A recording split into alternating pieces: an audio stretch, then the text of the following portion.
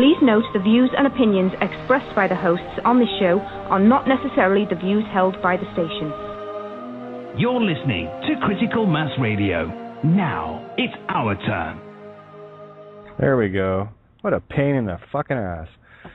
Good afternoon, good evening, guys. How's it going? Just like I'm ready to unmute and it's like everything freezes up. Come on. Jesus H. Unbelievable. Well, you know what kind of radio show you're tuned into. We cut right through to the quick here. Unbelievable. Okay, I've had my fill today with the universe of directors trying to interfere with my movie, and we're gonna play a different game, right? We're gonna start directing our own movies for a change, and I'm gonna show you how. Now, bear with me. Yes, I did say about tonight being tarot. I just want to see where we go first because this is way more important than you can imagine. Patty, I need you to mute, hon, because every sound is going to distract me, sweetheart. So scroll up over the page, or click on the group chat. I had to bring Patty in with me because she's having issues with the phone and stuff, and I wanted to get her on tonight. Just click on Love and Stuff, and you'll see the separate little bar come up, and you'll see a microphone. Click on it until there's a red bar through it. Let me know when you've got that. Okay. All right. That's the other reason why I don't like bringing people in with me, because I can't control the mutes on their end. There's no issue with the individual. It's just with the inability for me to mute and sounds going off. The grip I have on what we like to call downloads is precarious at best. It's a very tenuous connection, and it takes very little to disrupt it. So, oh, did you hit the wrong one, Patty? I think she did. I think we lost her. Anyway, there we go. I do my best. All right, here we go. Let me see, where are we? All right, now I just got to get back on my train here again. Okay. Boy, did we get into some interesting territory last night, and it's been Epiphany Central since pretty much Thursday, to a download level that I haven't experienced in a while, and it's really exciting. Just when you think you know, where do I go from here? Then you shut up and universe shows you. I went through the allegory. I'm not sure if I did it on air or in the recording part with regards to the story of the eagle and the eaglet. I was on the air earlier today with Trace and Dave from Wolf Spirit Radio. One of the things that I did discover that you've heard me talking about contrast, and until you see black, you don't know what white is, right? And that's the only thing I'm seeking now is the contrast. What am I needing to see in its own reflection of itself, the contrast between the black and the white, to find that 0 point, right?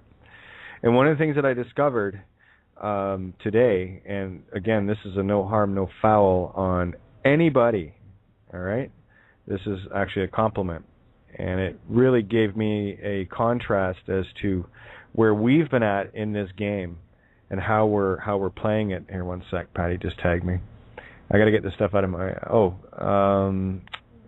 okay, just rejoin via the Skype button. All right, just give me a second, guys. Let me sort this stuff out so I can get on Download Central here. Here, let me just pass this along, and let's get this... Because I do want to hear from Patty tonight, so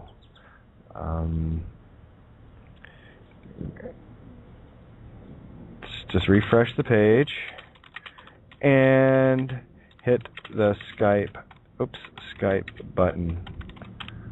Log in via Facebook if you need to on Blog Talk. There we go. Okay. I think I'm going to spend one evening... couple of hours just going through okay. Well, charge your battery first. Charge the battery first. Battery first. All right. Yeah. So let me get back to the train tracks I was on. Okay. The story that I shared last night with regards to the eagle and the mother eagle and the eaglet is the perfect allegory for your life. and for how creation works. Because I said this last summer, over a year ago, that every story here is the same one, just told differently, but it's all the same story. And it's quite something. When you see the variance of the story in all its myriad of reflections or perspectives, or as I'm calling them now, camera angles, your camera angle, it looks entirely different.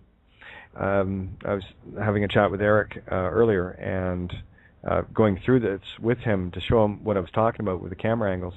And I had a book on the table, the Mayan Oracle book, and I placed the book between us, and I said, "You can see the book, yes?" And he goes, "Yeah, I can see the book too. Are we both seeing the same thing, or are we looking at the same thing from different perspectives?" And I said, "Well, yeah, we're looking at it from, the same thing from, I see it from my position, you see it from yours." "Exactly, but has the book changed?" "Well, no." "Right, because it's still the same book. It's just how are you looking at it?" So what I did then was I turned the book around so that he could read it from where he was standing, yet it was upside down from where I was standing. And I said to him, "You see the book clearer than I do right now, yes? Because I have to actually read upside down, whereas you can see it the normal way that we normally read. So you have a slightly better perspective on the same book." And that's all I'm trying to share with everyone is this book. And the only thing I am sharing and can share is my perspective from this book.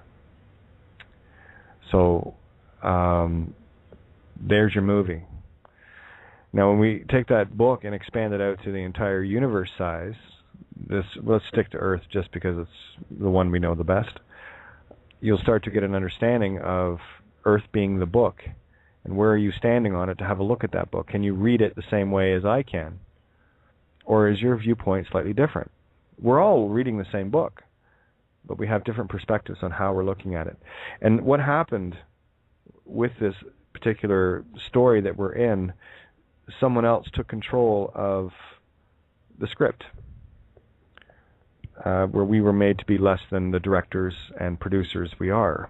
Pro, duce, ra in the mirror, right? Duce, the Duke, the hands, creation, 5 fingers, the pentagram, pentacle of creation, right? Cut an apple open, you'll see it. It's right there, the 5 points, right?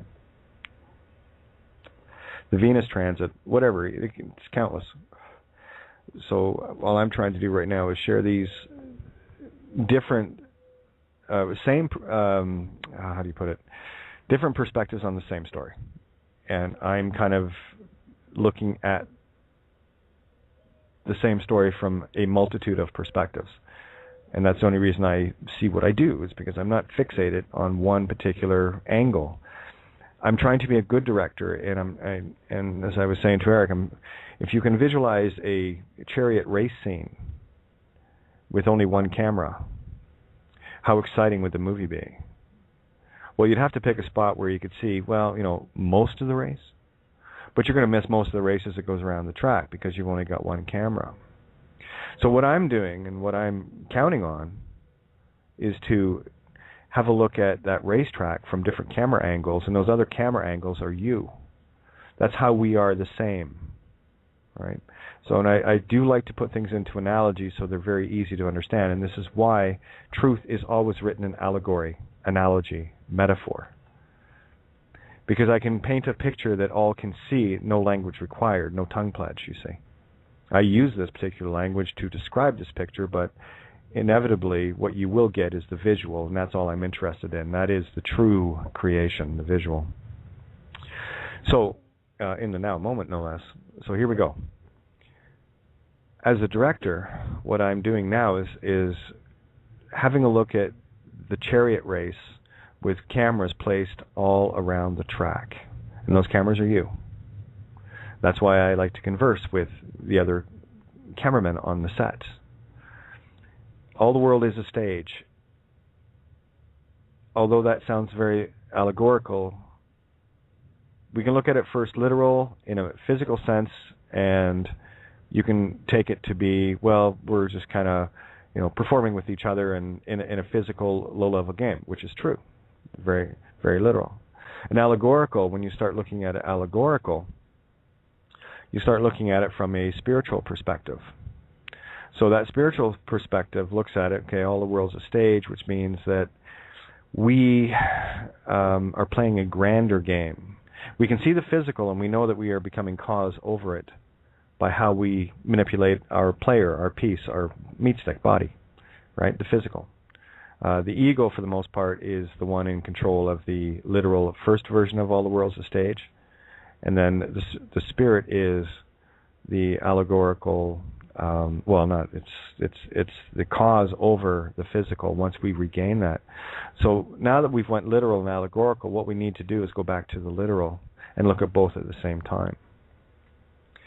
That's the Trinity. That's the third layer of looking at it, which is where I'm at. And what it's showing me right now is everything that is allegorical is now being reverted to literal again. You got to pass the veil to get the control back, to go back into the game. I'm writing an essay right now. I'm about 5-6 paragraphs in, so I'm going to be a little bit with this one. It's going to be a long one because there's going to be a lot of information in it to bring as much as I possibly can to light of what it is I'm trying to explain to you right now. This is like I can't even call it fresh aha moment, but it's a culminating moment for me and how I'm looking at things. Now, the essay is going to be very, very straightforward. I will be outlining it in complete allegory form. But what I want to share with you, if I did it on the air last night, fine. If I was in the recording, I don't know. It doesn't matter. But I'm going to expand on it a whole lot more today. The story of the eagle and the egolets, because I'm going to show you your entire life in this allegory. Now, you can choose to see it or not. It's entirely up to you. And by the way, welcome to Outside the Box. I'm your hostess, Kate of Gaia. And for those that are first-time listeners, voice is lower than boobs would indicate. Don't worry, you'll get over me. I did. Oh, imagine that. Okay, so here's the allegory of life, if you can see it. I'll give you a few hints at the end, but this is a beautiful representation. Now, Mother Eagle lays an egg, okay? So in other words, creation puts forth intention and energy to bring forth a creation of life existence. You grow inside this womb, cocoon, whatever the case may be, until you finally are too big for it and you break free. You come out of that shell, and there you are, this beautiful little eaglet in the nest, brand new, with no comprehension of anything whatsoever. You just know you're there. That's it. You are at that moment the I am. That is the moment of entry. That is the center point or 0 point of the yellow brick road and the red brick road in The Wizard of Oz, where Dorothy, the Door of God, and Toto, Jean-Marie, full character, start their quest. Red is emotion, by the way. Gold is you. That's why they call it the golden mean of creation, because it expands, it spirals out, and the egocentric red emotion spirals in. And how much we expand our universe is strictly and solely determined by how much we can expand out, while at the same time the trap of the game of the ego says, no, we're going to spiral you back in. So what you're doing is going through this cycle of flowing out and getting so far, getting emotional, and getting zinged right back to that zero again, that 0 point start, right back to start. Snakes and ladders, boys and girls. All right, so you're the eaglet in the nest. Now you've had a few days, and you're starting to kind of go, oh, this is neat. You're getting the sensations of sunlight, and you see mom, and everything's like ooh and ah, and you're a complete effect to the physical reality. That's the game. You come here completely blanked. Well, not completely. Just you come here with information inaccessible to you for a reason. If you had all the information, you wouldn't be able to have a game. You'd already be bored. All right, so this is why we got to stop taking the game so seriously and start looking at how the rules of the game work. Because once we have the rules, then we can change the course of the game, and we're already doing that right now. Many of you that have tuned in for a while are already fully aware of what I just said. You're seeing it for yourself. You're seeing this movie shift. That's because we're co-producing it now. This is the power we have over this illusion. Okay? That's why so very few become the eagle or the director. So I'm going to try to show you how to step into that role a bit more instead of being an extra, getting your ass kicked left, right, and center, caught up in the physical bullshit. All right? This is a big step for everybody. This is the eaglet finally, being forced to fly. So a few weeks go by and the eaglet's getting bigger and stronger, of course. It's really loving it because it's in this nice, cozy, down-lined nest. It's protected from the wind, and if it rains, mom's there with the wings over you, and just system, government, okay? Keeping you all safe and protected, so you think, right? Wait till you see what's coming. So eventually, mom, eagle, system, right? Nanny state, right? Looks down at you and says, no, you're ready to fly. And you haven't flown before. You haven't got a clue what's going on, right? You're just kind of enjoying it. You're effectively the typical consumerian in the Western, or it doesn't matter, anywhere that's taken on the Western ideals of getting lazy and fat and stupid. Then you'll know what I'm talking about. And I'm blunt for a reason, okay? Because all of these things, once we take control of our lives, are completely fixable. Spiritually, don't get caught up in the physical games, okay? And by spiritually, I mean through your own ether. Your urethra, your urine, that's your gold, okay? All your answers are there, but so few will actually lots of us now are doing it, but so few will. But anyway, getting back to the eagle and eaglet story. So mom looks down and says, okay, well, you're big enough. You look like, your wings got all the feathers you need. You got all the layers, checking out, doing a full walk around of this little aircraft and going, yep, you're ready to fly. The plane's ready, but the pilot might not be, right? You say, here's the catch. And this is why when someone said to me that they're getting ready to do this, and right, says, no, you can't get ready to do this. No. That's the illusion. You thought you could get ready for what's coming, but I assure you, when you're ready and the spirit is willing, you won't be ready for it, but you'll be able to handle it, right? It's the rush. It's the ride, right? You're going down the roller coaster for the first time. It's pretty cool. So mom looks down at the eaglet and says, well, okay, you look like you're ready to go. I know you're not really aware of it, but however, it doesn't matter. Nature says you must fly. So mom just, picks baby up and out of the nest with you. Of course, you were sitting back watching American Idol, having your Diet Coke and Frito-Lay and Lazy Boyville, and you're having a great old time, and this is like culture shock. You're falling and falling because, of course, eagles build their nests very high in the air for a reason. It's for this reason. So you're like in a panic, and your arms are flailing, and you're grasping with your talons to find something to hold on to, and you're like, oh my God, you don't know what to do, because you're trying to think your way out of this bullshit. And just before you hit the ground, Mother Eagle comes in and catches you on her back, and of course, as soon as you get that sensation of being caught in the arms of creation, universe, who will never let you fall, you will get exactly what you came here to learn. So stop blaming everything. You asked for it. You're going to get what you asked for. That's careful what you wish for. So baby eagle lands on mama's back, and like soft landing with the feathers, and of course the talons just right into mom, and to hold on for dear life. So mom climbs, flies around a little bit, climbs a whole lot higher than the nest. No, this isn't a matter of taking the eaglet and putting it back in the nest. No. That was the easy test. That was the easy one. That was your entry point that brought you to the truth, okay? What happens now is Mom climbs even higher and higher. And say the nest originally was 100 feet off the ground. Now she's sitting around 200-300 feet. And she's soaring around. And, of course, as the baby eagle, the eaglet, gets used to its surroundings and has a look and goes, wow, the view's pretty cool from here. And then, of course, the eagle, as always, gets comfortable. It's, oh, this is great. But so the talons start letting off the iron grip a little bit, right?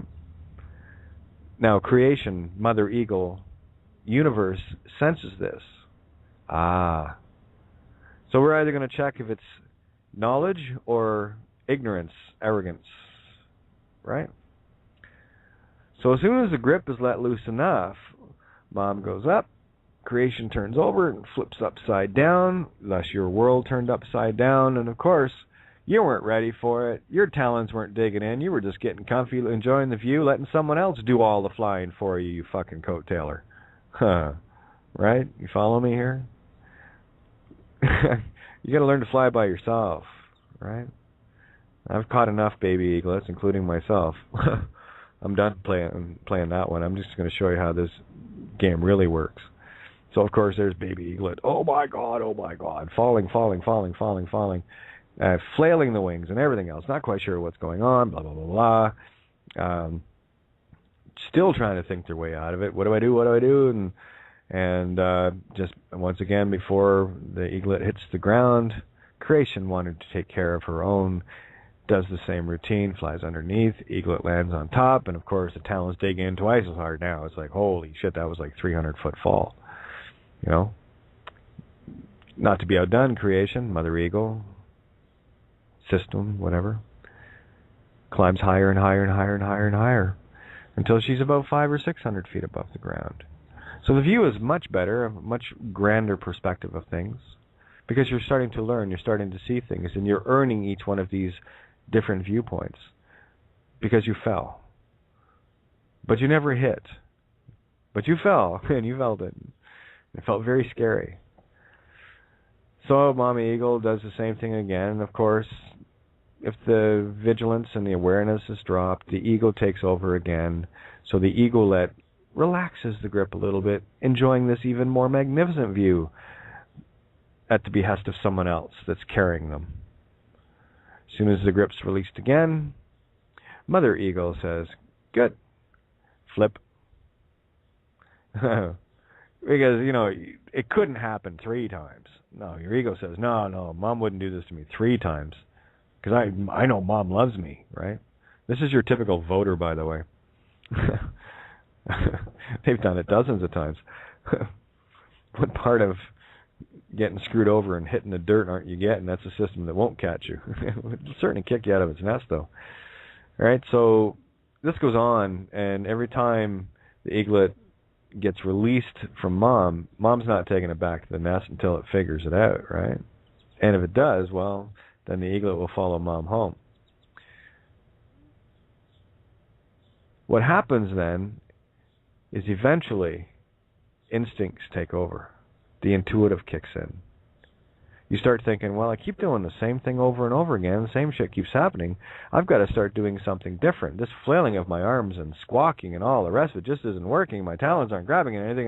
Mom's driving. Oh, my God. And then you say, you throw your arms wide and say, I give up. And all of a sudden the wind catches your wings because you threw them out. You weren't flailing anymore. You relaxed. You surrendered. And what happened when you surrendered, when you finally let go of all the tethers and attachments that were holding you, was your wings weren't so weighted anymore. You weren't trying to fight your way through this. You just decided to go with the flow. And all of a sudden, the design that you came with goes into full action. You think you came here without a design? Are you kidding me? You see, so the wings are spread wide. All of a sudden, the design takes over. And the eaglet goes, well, holy shit. I can fly.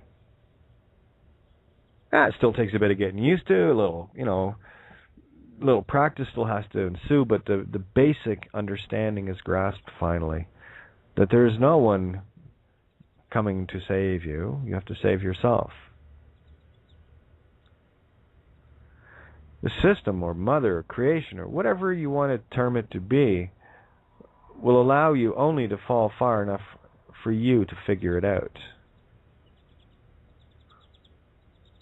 That's why we need to stop with the red brick road going inward and start dealing with the yellow brick road going outward. And the only thing that's going to spin you back like a yo-yo is reverting to the red brick road. You get out so far on the yellow brick road, and then all of a sudden ego takes over, and then you just start to spiral back into the egocentric. That's why it's called egocentric. Which center are you picking? Well, the ego is the start point. And as I was explaining, and I have explained to people, the best place to start your path of self-awareness is the very design you came in with. I mean, you showed up here on a certain day in a certain place. So start Googling around. Find something that resonates with you, something that's going to strike a chord with you. I did. I put in June 15th. Search. Lo and behold, I saw this page, world events happened June 15th. And I started scrolling down it, and I saw the 1215. June 15th, 1215. That was the day the Magna Carta was signed. And of course, those that know my path will understand just how resonant that was for me. Now, there'll be others. I know a few people actually born on the same day as me. That won't mean a hill of beans of shit to them. That won't be anything to do with what their game is. There'll be something else that resonates with them to find their purpose. I'm just grateful I was able to find mine, that's all. And I think there might be one or two others that might be grateful for it too. But we do this together, you see. I'm just a mere reflection of you. And in finding this, I just tried to share this with you so that you may direct your own cameras, direct your own lives. So the lesson here is, universe will keep kicking you out of the nest until you learn to fly. And you can squawk all you want. You can, flail your wings around, and you're going to fly in circles, and you're going to get universal bitch slapped every step of the way.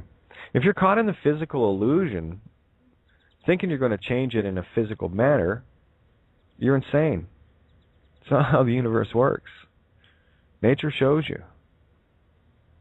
It's all there. I mean, we built it. It's perfect. So there's no, hate of the physical universe. There's certainly not. I mean, creation has it here for a reason. This is our playground.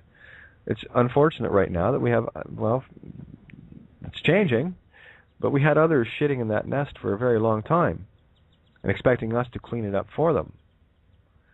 So we got some lazy eagles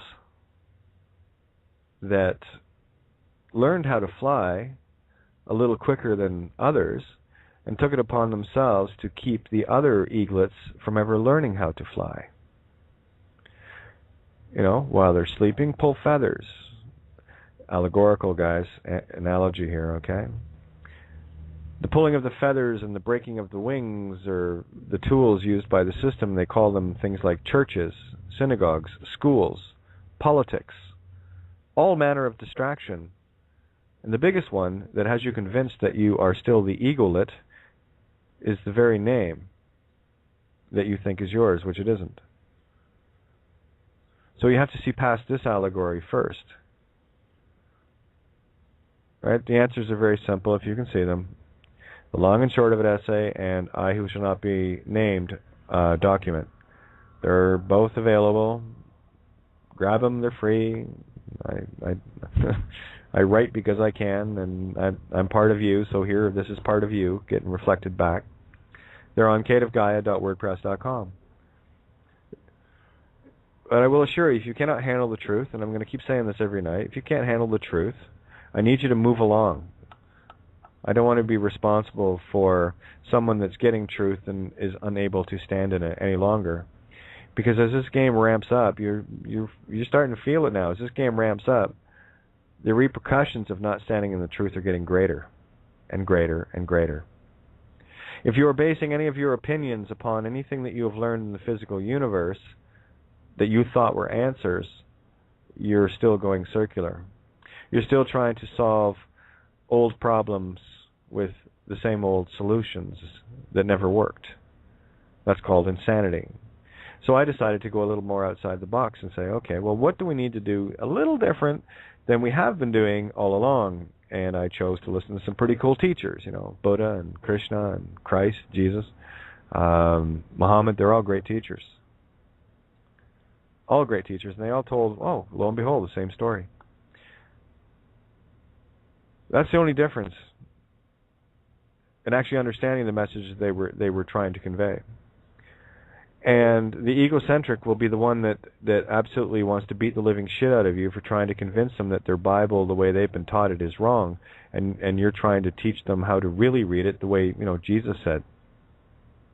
Which is really neat. You've got these people. Again, you know me, guys. I pick on Christianity because that's the one I was raised in. Right? It's the one I'm most familiar with. Right? So I've got an opinion on this. I've got an experience. I don't have an opinion. I have an experience with it. Right? So it's always a lot of fun looking a born-again Christian in the eye and saying, you call yourself a Christian, Jesus your Savior? Yeah. Well, how come you don't listen to him? Huh? You don't listen to him. Show me anywhere in the Old, well, New Testament, of course, but anywhere in the Bible where Jesus said, I want you to worship me, worship me, worship me. Right? It never said that. That was the last thing he wanted. It says, and you can do greater things than I, said he. I just believed the guy. Right? It's all these doubts that get placed in our minds and our souls. They get embedded so deeply that these eaglets that we've all been for so very long, although very capable of flight, because we've got all our feathers, we've got our wings, everything's fine. We've just gotten very comfortable in a nest controlled by a not-so-nice eagle. You see, because the eagles that are leaving this nest have got tethers on them. Oh, they can fly. They get the sensation of being free. Let's go back to let's use birds. Let's keep using birds as an example here for anyone familiar with falconry. One of the things they do to condition the bird is they put a tether, excuse me, tether on its talon, and they let it fly. And, of course, this bird thinks it's going to escape, and it gets out so far, then, of course, the tether grabs them and they can't go any further. And they continue this process until the point gets where the bird, knowing the length of the tether and how painful it is when it flies too far, never goes past that point where it gets tense again. And this conditioning keeps going for a while until eventually the guy training the falcon undoes the tether and sets the falcon free. But the falcon will never go any further than its tether. It's now trained. It's now a good little slave bird. Because it doubts it can, because it's been held back so many times. And that's exactly what has happened to us. Some of us broke our tethers before the full program kicked in. I'm one of them. Nothing's going to bind me. I'm too free a spirit for that. And having lived, as I've said before on shows, having lived in a virtual reality prison for a lifetime, nature of being I am, I got an idea what freedom is. From a perspective that unless you've walked this walk, you will not understand. And this is why I'm trying to share the intensity of it.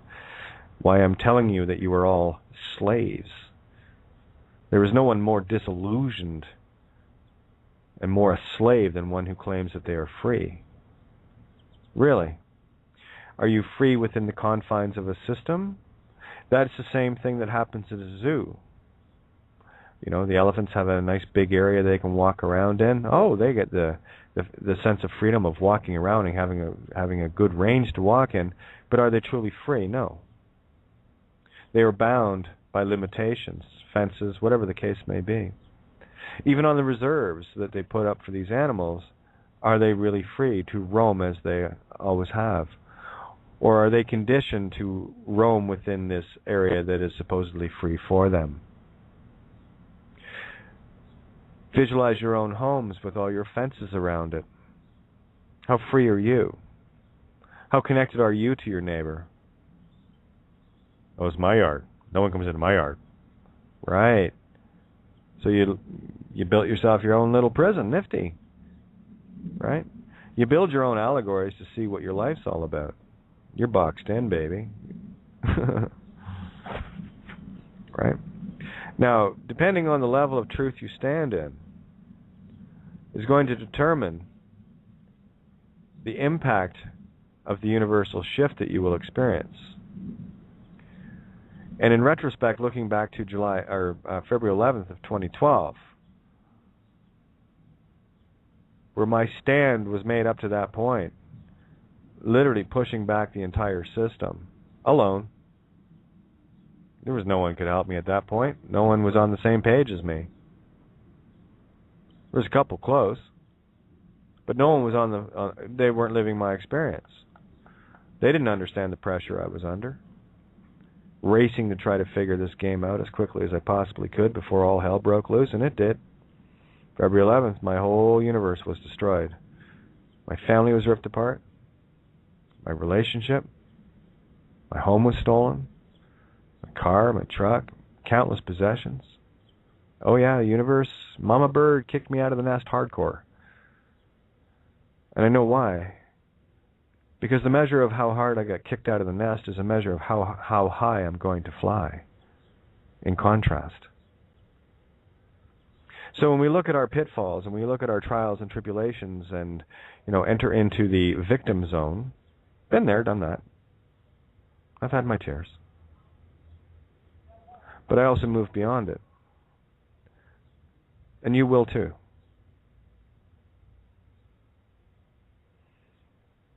The measure of truth that I stood in was shown to me in one evening.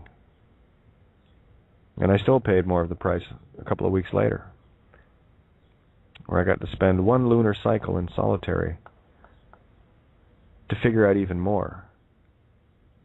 And what I did figure out was the whole system was illusion. Kind of knew that, just went back to prove it.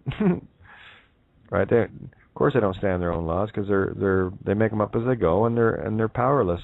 The only power that they have is the power we give them. So let's talk about movies, shall we? You know me, I love my movies. I love the fact that people put these things together, other perspectives of me, so I can actually see how the game works, how the game is played. So all the world is indeed a stage, and this is what this essay is going to be about. So I'll do a bit of a synopsis of it, and I'll be in a lot more detail when I get writing it, because I like to, be able to convey ideas. Plus, when I'm writing, it's just me. I'm just in the zone, no interference, nothing, no pressure of being on air or anything like that. I just kind of go and puke it out, right? All the world's a stage.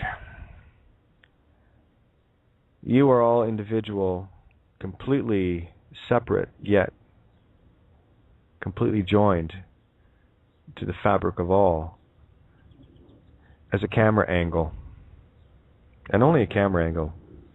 You're shooting your movie from your perspective, director. Unfortunately, most people are walking around as an extra, not realizing that they're even in a movie. The camera's still rolling, by the way. Guess who's got control of the camera? The eaglet that has no idea how to fly. And the eaglet, as I've said before, will be flailing and squawking and putting up all sorts of fight, not understanding, what's going on? Why is this happening? Why is this happening? Oh, right? And then when something does come close enough, it grabs on for dear life and sinks its talons in. And some eaglets never learn to let go. They will cling so tight to the bird, the mother bird, the system, the nanny state, that they'll never learn how to fly. Well, not this round anyway, and that's okay. That's their choice. I'm cool with that. They don't have to wake up. I don't give a shit. That's how much I care. I do care that much that I'm going to let them experience that which they chose. Who am I to say otherwise? Oh, that would be the ego. The ego would loop you all in with my particular game of, victim and all the rest of it. Me, I won't let that happen, right? Different perspective. So let's have a look at our individual lives here. Look back through your life and start having a look at who are the heroes and the heroines, and who are the villains and villainesses. Who are the extras? Who are the stagehands? Who are the ones that came in a starring role, to be the best supporting dickhead, or the most annoying twat, or the happiest, funny, happy-go-lucky comic relief? Who's the one that comes in and disrupts your apple cart all the time in your scenes that you're portraying for yourself in this game to understand you? Have a look through your life. I can see all the villains and the villainesses and the heroes and the heroines, and in most cases they are, at first glance you can see both. They are, of course, both. They are. A hero is a villain and a villain is a hero. It depends on the perspective and what you're looking for, right? If you get it the first time, then someone is a hero. If someone has to beat the shit out of you, they're a villain, but they're still the hero because they beat the shit out of you enough for you to figure it out. Either way, you have to be grateful. You got the lesson. It's only up to you to decide which way you want to get it. Do you want to get it from the hero or heroine, or do you want to get it from the villain? I'll tell you, the most endearing ones you're going to get are from the villains, for sure. They're the ones you're going to remember the most. Oh yeah, they're the ones you'll take straight to heart. And it's a good thing, because that way your intuition gets a good lesson, right? You start learning how to feel your way through this game. So who are your villains? Who are your heroes? Now, let's just think of someone in your existence. One sec. Think of someone in your existence that is really, really, really annoying and pissing you off. Right? Ego, of course, right? We all have one. Don't tell me you don't. If you do, I think I'm going to call you a liar. And I'm going to go say, go listen to Alex Jones. You want lies? Go listen to him. I don't have time for it.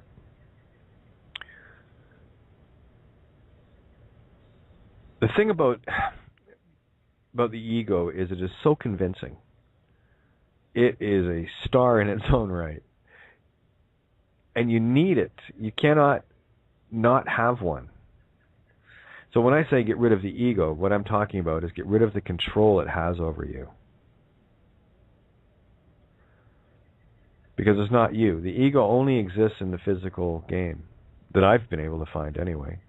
It's not useful anywhere else as far as I can see, right? But it's a very useful tool once you get it, on a short leash. To get it on a short leash means that you're not defending your position anymore. You don't need to. To get it on a short leash means you're not being, justifying or making excuses. You're starting to take full responsibility. You're a full, son of God, Re, the light of God, Re, ancient for Ra. Spawn, to give life, ability. Abel, I love. Right? Cain, Abel. Abel is the right hemisphere. And by the way, Abel's a girl, not a boy. Something they kind of messed up in Sunday school teachings. Yeah, you see how it can get messed up? But the clues were there, You just have to see it for the way you see it. Just like Castor and Pollux, right? Castor being the Castor, which is Ka, spirit, stir, divine feminine. The spirit of divine feminine, Castor, and Pollux. I always want to say Bollocks because that kind of works better, right? Is the masculine intent of the Geminian constellation, right? So, yeah, just more clues. You can see the clues. And of course, the clues are past. They're there. They have to be created for you to see them. They have to be in place. But you've got to be a neutral observer to see them. You cannot be at effect to them. You have to. The only way you're going to get an answer is to go inside yourself. So, Hair Director, what we're going to do is start showing you how to direct your movie a little better. And when you start seeing this, especially from the present time moment, you're going to laugh. And then you're going to laugh some more. I know I did. I was giggling like a 12-year-old schoolgirl. This is some crazy shit, guys.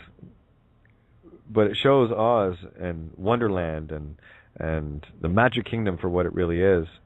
It's Harry Potterville. We always knew it was. You always knew it was magical. This system has spent a lot of time. The one that wants to control this movie to their own delight, where they get to fill their own wishes and screw everybody and everything else, and try to be the god of other god parts,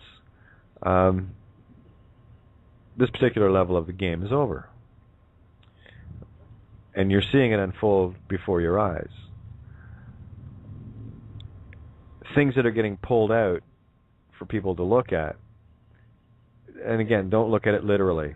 We were talking about that train derailment or wreck or whatever last night. I believe it was in Quebec, but it was a part of a railway line that was cutting through Canada and the U.S., and which to me I saw as a divide and conquer allegory. And that whole concept of trying to divide North and South, because, well, North America, you got Canada, it's North, and U.S., it's more South, right? And that got derailed. So I saw the universal aspect of that. So when we start looking at things from the world view instead of the local view, you get a bigger and better understanding of how the universe really works and how you fit into it. And you get the added bonus of, once you discover the director aspect within yourself, you start directing your own game again. And what's happening here with everyone that's gathering at this table is we are co-producing this movie together now. We have a common vision. We've had enough of the nonsense. We've had enough of the system. This is why agreement is critical. We are co-producing this movie. I think that's pretty cool. You know, it's where we sit around and we, you know, see a world without money. We see a world without pain. We see a world without starvation. We see a world without war. We see a world without politicians and systems and courts and all the rest of the crap that goes along with it. Because the only thing that's kept this illusion alive is the fact that we've been degraded to the point where we do actually, because we're at full effect of the ego, where someone will actually get angry enough to kill someone. That's a little out of control ego, don't you think? When you get to that extent. Better yet, you want to see an even more out of control one. They actually put some people into uniforms, you know, cops or military, doesn't matter, and they give them guns and everything else. And these entities go out and their egos, and their bosses, more importantly, egos, have them going out killing people. That's insanity. That's a very degraded being. That you're so asleep that even the notion of shooting another human being doesn't faze you. That you would shoot another being for a fictitious corporate government under a particular flag that I would just as soon wipe my ass with. Burn it? Why? It's useful. Wipe your ass with it. Cut it into strips. Put the cotton back where it belongs, into the ground. You know? But there's the idol worship that so many people are caught in, all the extras, right? Another allegory I touched on this morning, we were talking about Cairo, and of course the literal millions of people on their feet. Now, where someone will look at it and go, "Ooh, there's an uprising, it's riots, and there's Morsi and all the," and they get caught up in what they're looking at literally, and they miss the divine allegory that's being shown. And only when we see the allegories do things manifest accordingly. If you're staring at the literal, then the literal keeps going. The there.all keeps going. Once you see the allegory, you stop that literal. And this is how important each and every one of us is. If but one shall awaken. You're it, I'm it, we're all it. We're the 100th monkey, right? And once something is looked at and seen in its true light of allegory, now it can return back to the literal with your cause attached to it. So when I saw this uprising of, millions of people, again, it had to be Cairo, Because when you look at Earth, Africa is in the shape of a head with a slightly elongated skull, you see.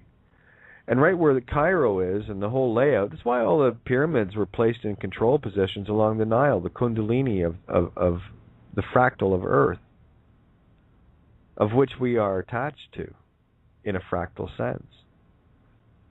That's why these pyramids need to get ripped down, bulldozed. Get rid of them. To me, they're control mechanisms from exterior, right? If they never built the pyramids, would you miss them? Me either. So what's happened, though, Cairo and the positioning of things in that area, you're dealing with the pineal gland. You're dealing with the awakening, or as the other allegory goes in the Bible, with Moses striking the stone with his staff and water came forth, is the allegory of your pineal opening and the waters of truth pouring forth. And then, of course, we go back to the other cool teacher, Jesus, says, turn your water into wine, right? That's take your truth and turn it into knowledge, wisdom that you can use, right? So I saw this outpouring of all these people, and all I saw was this amazingly wide open pineal gland where consciousness is expanding. The Nile Delta floods every year. Delta, that's the delta waves of dream states. And of course, what is water, allegorically or mystically speaking? Water is truth. And it comes in many forms. It comes in, liquid, gas, solid, right? You get the Trinity there, right? It comes in snow, sleet, ice, rain, whatever. Doesn't matter, it's still the truth. And every year, the higher regions of our consciousness, as allegorically laid out with Africa, North Africa, our Nile Delta gets flooded with truth. So what you're seeing on a cosmological scale, on a universal scale, with the manifestation of all these people uprising, is the spiritual layover on top of what is really going on in the consciousness. Yeah, we're waking up, and it's being shown to you if you can see it. Look at the countless cities around the world where there are tens, if not hundreds of millions of people, I'd say hundreds of millions of people taken to the streets. Do you think Herr Director of this game is getting a little nervous? Well, I don't think it, I know it. And this is how we're directing this movie. Would you yell at a movie screen? We all have. Maybe crack a joke at something that happened in the movie, or reacted to a scene, like oh my goodness, right? Maybe react to the scene and talk to the screen. What is that? Well, that's reaction. That's being emotionally invested in the movie. Say it's a couple hours long. You are emotionally invested. All your attention is focused on this movie, so it's the only thing being created in front of you. And you're flowing all sorts of energy at it. That's why when I watch any movie, I'm watching it to be educated, not enter-trained. See, there's two ways you can look at everything. You can look at it from above or from below, from the side. Well, there's lots of ways to look at anything. But specifically, when I'm watching movies of any kind or anything, I'm always looking at it from the allegorical, educational perspective. What is the universe trying? What is Mama Bird trying to show this little eaglet, who's finally learned to fly? Nah, a little shaky. Yeah, of course I'm a little shaky. I just got here too, right? And every flap of my wings, as I start to learn how to sail on the universal breeze, my wings get stronger. And then there's a bunch of other little eaglets that aren't quite ready in the nest, and I'm out flying around going, guys, this is amazing, oh my God. And they're like, what? Did you hear something? Because they're not even looking over the nest yet. And then eventually, a few of them get kicked out of the nest. And lo and behold, hey, told you, isn't this cool? And they're going, yeah, that was scary though. Whew, that was scary. Yeah, it was. But you're here, you made it. You're tuned in. Congratulations. The fact that you're listening in right now tells you everything you need to know about you, and the fact that you need to stop doubting yourself because you made it here. That's part of my deal. I said only those that are ready come to this table. That was a deal 3.5 years ago. And isn't it funny? Some feel they're ready, they come to the table, and they can't handle the truth. It's too much for them. It's too much responsibility. Too much doubt. Too much letting go. Too much entrapment with the ego. I got to play the game. I got to stay in the meat stick game. This is way too much fun. And they're missing the grandest show of their lives as they wallow through the grandest illusion in the universe. Welcome to the tough level. Welcome to Earth. This is not for the faint of heart or the faint of ability. This place is the playground of the gods. Only here can we do what we do. Only here can we sense lack, loss, fail, drop. Okay? It's a very, very alien thing to a god, don't you think? Thought you might. Yeah, so the first steps that we take, the first steps that we make are scary. Just like the roller coaster, the first time or the second or third time going up and down that roller coaster, because it's brand new to you, can be very, very unnerving. But the more times you go around the roller coaster, you start getting used to the drops. And of course, like a roller coaster allegory, you go up another, when you do the first big hill, you go up another one, and it's not quite as high as the first one, but it's still got a good drop to it, so you still get that belly rush, right? And then you do a couple of twists and turns, inside 45 degrees, spirals and whatever. But eventually what happens to the roller coaster, the roller coaster eventually has to level out to get back on the level track. And it must also come to a full stop, which is your 0 point. It's when you get back to that 0 point and you reflect on the experience you just went through, you can decide what parts of it were ooh, and which parts were ah, and which parts scared you, and which parts made you blissful, and which parts were what, and whatever. And then you can choose to go on the same ride again, to master each of the things that scared you, until you get to a point where you're bored. By about 30 or 40 times around that roller coaster, I mean, you're hands up, baby, hands up, standing in the friggin' roller coaster car, dancing, because it doesn't scare you at all. First drop, second, third, whatever, it doesn't matter. You've mastered that particular ride. So what do you got to do? Well, most people just kind of hang around on the same ride, and yeah, it's fun enough for them. And then there's some of us that get out of the car and go, all right, where's the bigger roller coaster? I want one slightly bigger than this. I need a new rush. I need a new get me going in the morning. So we do. We leave the boring ride. We leave the kiddie roller coaster behind, and we go to the intermediate level. Everything's a fractal. We do the same thing in our society. We have kindergarten. You don't teach quantum physics in kindergarten, do you? No, you don't. But you teach what you get taught in kindergarten are the most important things that you will take for the rest of your life. You know, things like sharing and caring and loving and group chat, and sitting around and playing with your friends, and of course, the most important thing that I loved about kindergarten was show and tell.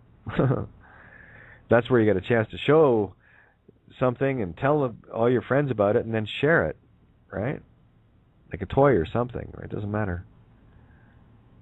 And that's what we're doing now. We've reverted back to the mirror of kindergarten. Now we're showing and telling, and we're sitting around this table so very eloquently, you know. sec. I want to see if we got Patty on the board here. I'm looking for 604. Did she make it in? All right. What I'm going to do, because that's kind of my mini rant over. I don't know if I'm going to get into the cards tonight, guys, because I'm way overcharged with energy today. I was not expecting this because of, well, last night's download. Had a great chat with Bryce and Ross out in BC, conveying some of the very thoughts I shared tonight about taking control of your game. Tell you what I will do. Oh, John just tagged me on Skype, so best get him accepted and get him into the Love and Stuff room. Let's see if it's going to work. Oh, did I get it? Oh, it didn't grab. One sec, John. We'll get you in Love and Stuff. There you go. You're in Love and Stuff. Yay! Welcome to our room. So what I think I will do here is just tell you this. Stop looking at everybody around you and being at effect to them because they're pissing you off or doing stupidly annoying little things, and start handing out some Oscars for the contrast that these actors and actresses have given you unwittingly because they're too busy caught in their own egos. Be grateful for it. I am. And eventually, hopefully, maybe they might even wake up. I don't hold my breath for anyone, and nor do I care. It doesn't stop to me to wake anyone up. You know, I've spent a lot of time with talons in my back, and this mama bird has just turned over. That's all. You see, and it goes back to like the, what do you call it, the lose the name game, right? Everyone knows that their identity is pure fraud, but they still cling to it. Oh, Ninja, let me get you on the board here. You know, and I got into a bit of that with Trace this afternoon, but this was the first time I had a chance to talk to her in 2 months. And what I said 2 months ago is completely irrelevant right now because that's past. I only deal in the now. And it's very difficult. That's what I discovered today, that I am actually an impossible interview for others now, unless they're at this table. Ninja, how are you, love? Hey, Kate, how are you? I'm all right. Yeah, good. Some good downloads, eh? Yeah, I haven't heard you, dear, because I spent the first almost hour helping Carol to get on. It was mad. And I had to share screens with her and everything. Wow. And she's on now. She's Finally. On the board. So it's just a nice way to get it tested and sorted, and we're happy. So I just thought I'd let you know. I haven't heard what you've been talking about. So I'm supposed to say hi to... Babe. I was going to say Ducati, babe. Yeah. You like your cars, do you? No, that's a motorbike. Oh, motorbike, rather. Sorry, yes. Yeah, motorbike. Yeah, it's funny. I saw one yesterday. Did you? There's a few of them around where I have coffee with Vicky. That's right, the biker place. Yeah, we see the Ducatis and the Beamers, and I mean, that's their game. They're playing their game, and that's great. And see, here's the thing, guys.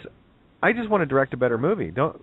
What do you think? Would you not rather direct a better movie? We co-direct this together, co-create it together? Oh yeah. Well, these are the keys to the kingdom, boys and girls. And I mean that in the most literal sense I can say it. When you start directing your movie, when you start seeing who the characters are, no longer will that ebb and flow of the red road that leads back to your zero start again, so you can go back out on your golden spiral out. That tether's severed. Once that's severed, you're free. But while you've got attachments, here's the problem with emotions. While you have attachments, and I don't care what they are. It could be, a hobby or a pastime. Anything that has a grip on you, anything that has a hold on you, those are the eaglet talons holding on to you, Mother Bird. And that includes everything. This is why this road is so nearly impossible to find, and why so very few will ever walk it. You've got to really want this road, Because when you get this far down it, you start looking around going, people could misconstrue what I'm saying as being I don't care about anything or anyone else. That's what ego will interpret it as, but it's quite the opposite. The fact that I'm walking this road, for me, is absolute proof to myself that I want a better world, better creation, better reality for all. Their reality is going to be what they choose, but here's the thing about being an extra in this game. If you're an extra in the game, you're at the mercy of the cause of those that master it, and you become the ebb and flow. Unfortunately, what we've had going on here is someone that found this knowledge and has been using it for malfeasant purposes. Here's the trick, though. They get to fall as far as they rose, and they will always remember while they're coming back up to learn this lesson again. So there's a great amount of responsibility in truth, and knowledge, So I think maybe we'll bring Carol in just to test her mic out. I'm gonna grab Patty here as well. I think the mini download's over, but I got to tell you guys, oh hey, no problem, John, no problem. I'm just way too energized to get an accurate read on the cards. I've got to be in a very serene place. Actually, that's fine, because I think Carol's really tired tonight anyway, so just test the mic and we'll practice for next time, and that's great. Okay. Well, let me bring Carol in and get her on the show for the first time ever. Your mic's open there, Carol. How are you? Hi, Kate. There you are, hon. Oh, loud and clear, Hi. I'm a bit shy. Oh, good. So am I. Oh, yeah. Yeah, I cottoned onto that the first time I spoke to you. Yeah. Well, wait till you actually get to hang out with me and you get to see the real me. You wouldn't believe what I have to go through, or have had to go through, to be able to sit and talk like this. Oh, I've got a long way to go then. No, see, that there's one of the tethers, right? That's the self-defeating tether. Mm-hmm. Why aren't you happy with being perfectly where you are in absolute perfection, exactly where you're supposed to be? Yeah, exactly. Yeah, it's just ego. Yeah, it's just program. We just got to bust the program. Right. Yeah, absolutely. I have to laugh. Oh, go ahead, hon. Sorry. No, I was going to say, for a long time I wanted to come on, and I've got this thing. Oh, I don't know if I've got anything to bring to the table. I'm not sure. Oh God, am I going to sound silly? What people are thinking? And I thought, oh shit, cut the crap. That is just ego, and that's why I decided to actually finally come on. Yeah, well, here's what's happened. Mother Eagle Ninja kicked your sorry ass out of the nest. Well, yes, but I think it was more down to me. I decided that's it. Now I realised that it was fucking ego. I thought, this is just crap. You've got to cut it and face it, face your fears. Well, that's the allegory. So here I am. That wasn't the literal I was sharing with Ninja. It's the allegory. What you did was, universe kicked you out of the nest, and universe in this case came as the form. No, it came as the form of Ninja. That's all. And look at how caring she was to make sure you got out of the nest, and here you are flying. How you like the view? Yeah, it's great. Yeah, I love it. So how tough do you think it's? Work with me here. How tough do you think it's going to be to call in again? Oh, no problem. Why? Because you have knowledge now. You have experience. Now you have wisdom. And you're not. This is what I tell everyone, including myself. You're not going to learn anything by not doing and experiencing it and facing your fears. So there's a baby step out of the way. This is a little baby step. It's a perfect example of what I speak of. So now you won't be so, in trepidation of clicking the Skype button to call in and say, "Oh, it's just Kate." Yeah, and he who dares wins. Well, that's it. Oh, there we go. We got. I tried calling Patty on bring her back in on the Skype, but she's on the phone now. Hey, did you get some charge in that battery, kiddo? Patty? Waiting for the time delay on the so she knows that she's. I love radio. Live radio is the best. You get the news right now, because there is only now, right? So, I think she fell off. Okay, so her battery must have died. Okay, yeah. So you see what I'm saying about the fear thing? That's the only thing holding us back is our fear and our unwillingness to confront the little baby steps. Yeah. You know, you've heard me on the air many times talking about the things that I've, experienced. I went out of my way to scare the living shit out of myself, taking a plane up and taking, dive tanks down, right? So it's as above, so below. I pushed my own limits at my pace. Mm-hmm.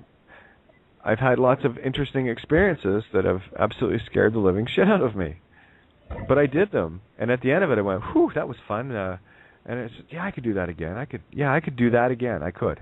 And then, of course, you work your way through it. And you don't realise how much ego and fear that you have until you start to confront one part of it. Then you realise, shit, there's more, and then there's more, and then there's more. Because I've taken the baby steps and I've confronted a lot of my fears. But my God, there is just still so much more. Yeah, well, go ahead. No, I just... Yeah, isn't it fun? I just can't believe the amount of fear that's there. Sorry, I keep forgetting the time delay. I'm new at this, Kate. You'll have to forgive me for that. Oh, you're fine. You're fine. It's only about from here to France is you're probably dealing with maybe a second delay, so it's not too bad. Oh, okay. Yeah, so let's get. This is a critical issue for everyone. This is the issue of all of it. Now, let's take it on a gradient. You get some people that get absolutely so terrified of everything and everyone around them and their own experience that eventually they go silent. Yeah. And for me, I mean, I've had many experiences of that, and it's an unwillingness for individuals to confront things within themselves. It's pure ego. It's pure program. It's not them. Mm-hmm. Oh, I've had so much programming. It's unbelievable. And we all do. Yeah. Okay.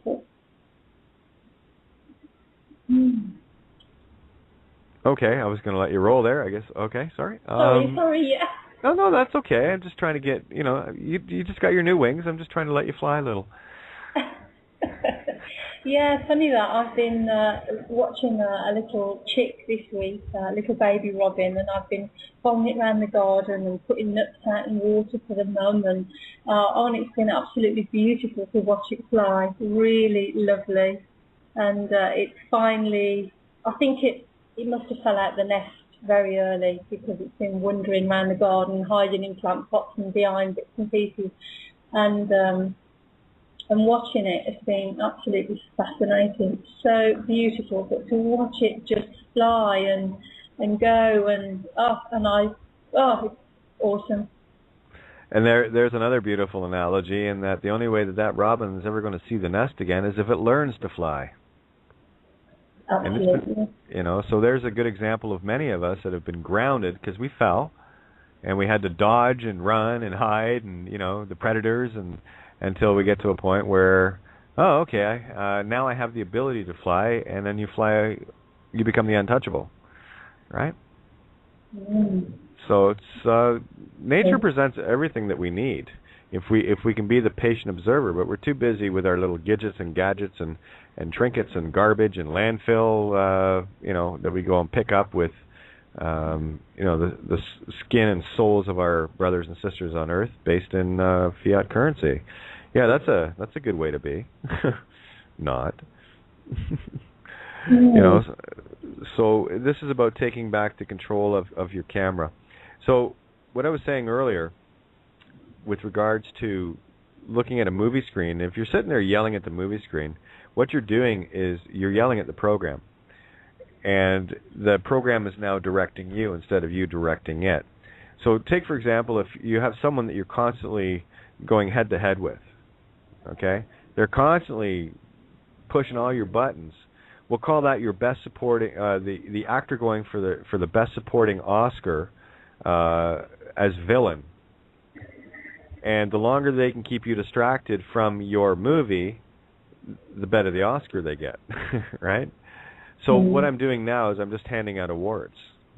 I'm done with their movie. That's great. Thank you, everybody. Thank you for showing up. I know who the heroes are. I know who the villains are. I know what the roles you were playing. You almost got an Oscar on that one. Not quite. You really didn't have me convinced, but you convinced me. You get the Oscar of Oscars. Again, how did we fall into being at effect to our own projection? So what's happened here is the projectors got overruled and overrun by the ego program that someone else was able to take control of. And we've talked about all measure of how the ego was taken control of. It's much easier to indoctrinate it and train it from birth to act and think in a certain way by planting the right seeds of thought than it is to try to keep people caged and corralled in, FEMA camps, which are, again, just more allegorical displays of how free we are, because that's the fear of the system. You see, when people look at something going on, be it chemtrails or FEMA or whatever the case may be, I laugh, because all that is a materialization of the absolute fear the now defunct directors have of the movie that is now out of their control. There's a new script being written right now, and we're doing the writing. And I assure you, those that are sitting around this table, you guys are like the cool cats of the Screenwriters Guild. You're the writers that every writer, wants to be. Write a good one. This one is going to be remembered for eternity. Write a good script now, will you? And I know you will, because we're co-producing and co-directing now. We have a similar vision. We're all looking at the same book now from slightly different perspectives. Now we've got better camera angles on the book so that we can show it, the movie, to all. Because my camera angle isn't enough. I've got a few different angles that I look at things, but it's still not going to get the whole race. So this is how we work together to take the full panorama in. You've got a camera where you are, Carol. Ninja's got one. Everyone in, let me go down the list. Magnolia, Holly, Amelia, Nav, John, Stola. List goes on and on and on and on and on, right? These are all your future screenwriters that are working at this table, collectively, all of us. And we're writing the new script for the new paradigm and for this realm shift. And we're writing a hell of a good one, I know we are. And it's totally taking down all of the garbage, and that's what we have to do first. In order, we have to build a new set. So we got to get rid of this old set. Now, some of the props that are in the old set are things like identification, right? Courts and corruption and corporations and materialism and greed. These are the old set. And the longer we cling on to those, you're not going to be in the new movie. I'm sorry. And you're not going to be part of creating it because you're still at effect of the old one. So until you can let go of that shit, you're going to stay as an extra, or you might even have a higher up role in the physical game illusion. You might actually be famous. You might have a really, really well paying job, making like a banker billions kind of thing. But what have you got? You are the big fish in a shot glass. I wouldn't even say pond, because it ain't a pond. Right? You've been pawned, is what it is. Right? Just a coincidence that word works, by the way. So, what do you want to do? Do you want to maintain the old set and be a part of it? Because the longer you stay a part of the old set, the old stage. No longer the old show goes on for you, where it changes for us. So if you want to be a part of the new movie, this is where you get to use the ego and appeal to it. If you want to be part of the new movie, then you're going to have to do a few things. You're going to have to really choose it. You're going to have to want it. I was talking to a friend last night, talked about a recent split up, and the first thing I thought of was, cool, they chose the truth. Because as soon as you choose the truth, the universe puts everything, kicks you out of the nest. Literally. And the level at which you stand in the truth is going to be determined by how hard you get kicked out of the nest. And for some are more ready than they know. Because universe, Mother Bird, will never let you fall. You'll only fall as far as you need to see the contrast. So when I was talking with Tracy this morning, I'll give you an example.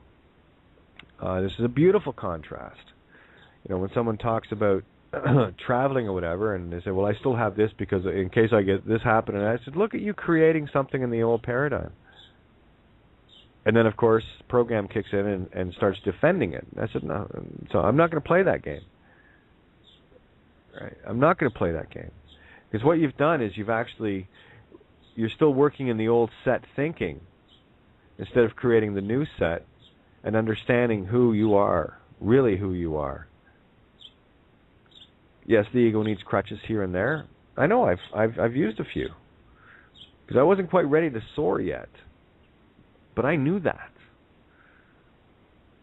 I have no expectations. What I have are experiences. I don't know how I'm going to handle everything, but I sure as hell will as soon as I'm there. But I'm not going to manifest stuff ahead of time like that. What I will is I'll start manifesting my own universe by asking questions and, you know, and watching the present creation that I've just put together, changing my own timeline and watching these things come into play, like license plates and the truck flying by. Again, it says no name on the side of it. Right when I was, you know, like I turned my stereo up at the instant when I asked it was a big question, for me anyway, that I won't divulge. This was mine.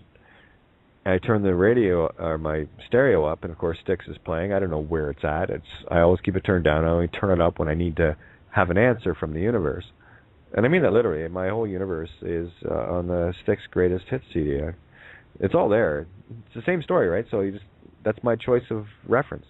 So I turn it up, and it says, "You're fooling yourself if you don't believe it." At which point I start laughing and nearly peeing myself. You know, I drew a card last night. I asked same sort of question, and the question was, what is and who is my strongest ally? And I was speaking in a very allegorical sense. So as I was shuffling the cards, then I cracked it open. What card do you think came up?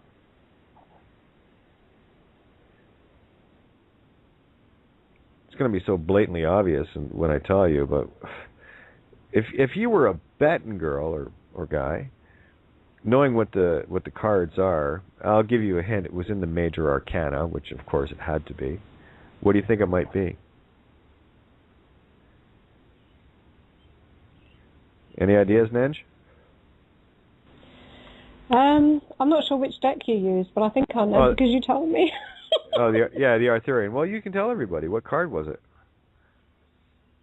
No, you didn't tell me about the Arthurian one. You told me about the Mayan one. Oh, that was the Ahau from yesterday. Well, the Arthurian. No, the other one, Polarity. Oh, Polarity. That was the split from last night. Is that not what you're talking about? No, I'm speaking of the Arthurian. So I did the split, and here's the card turned up: the Giant's Dance, card 21, the Universe. No, you didn't tell me about that. Yeah. So what I'm doing now is I'm testing my present creations, and I'm trusting in them. And lo and behold, what is materializing? Exactly what the intent was. Very nice. That's the thing. In order to trust yourself, you have to surrender.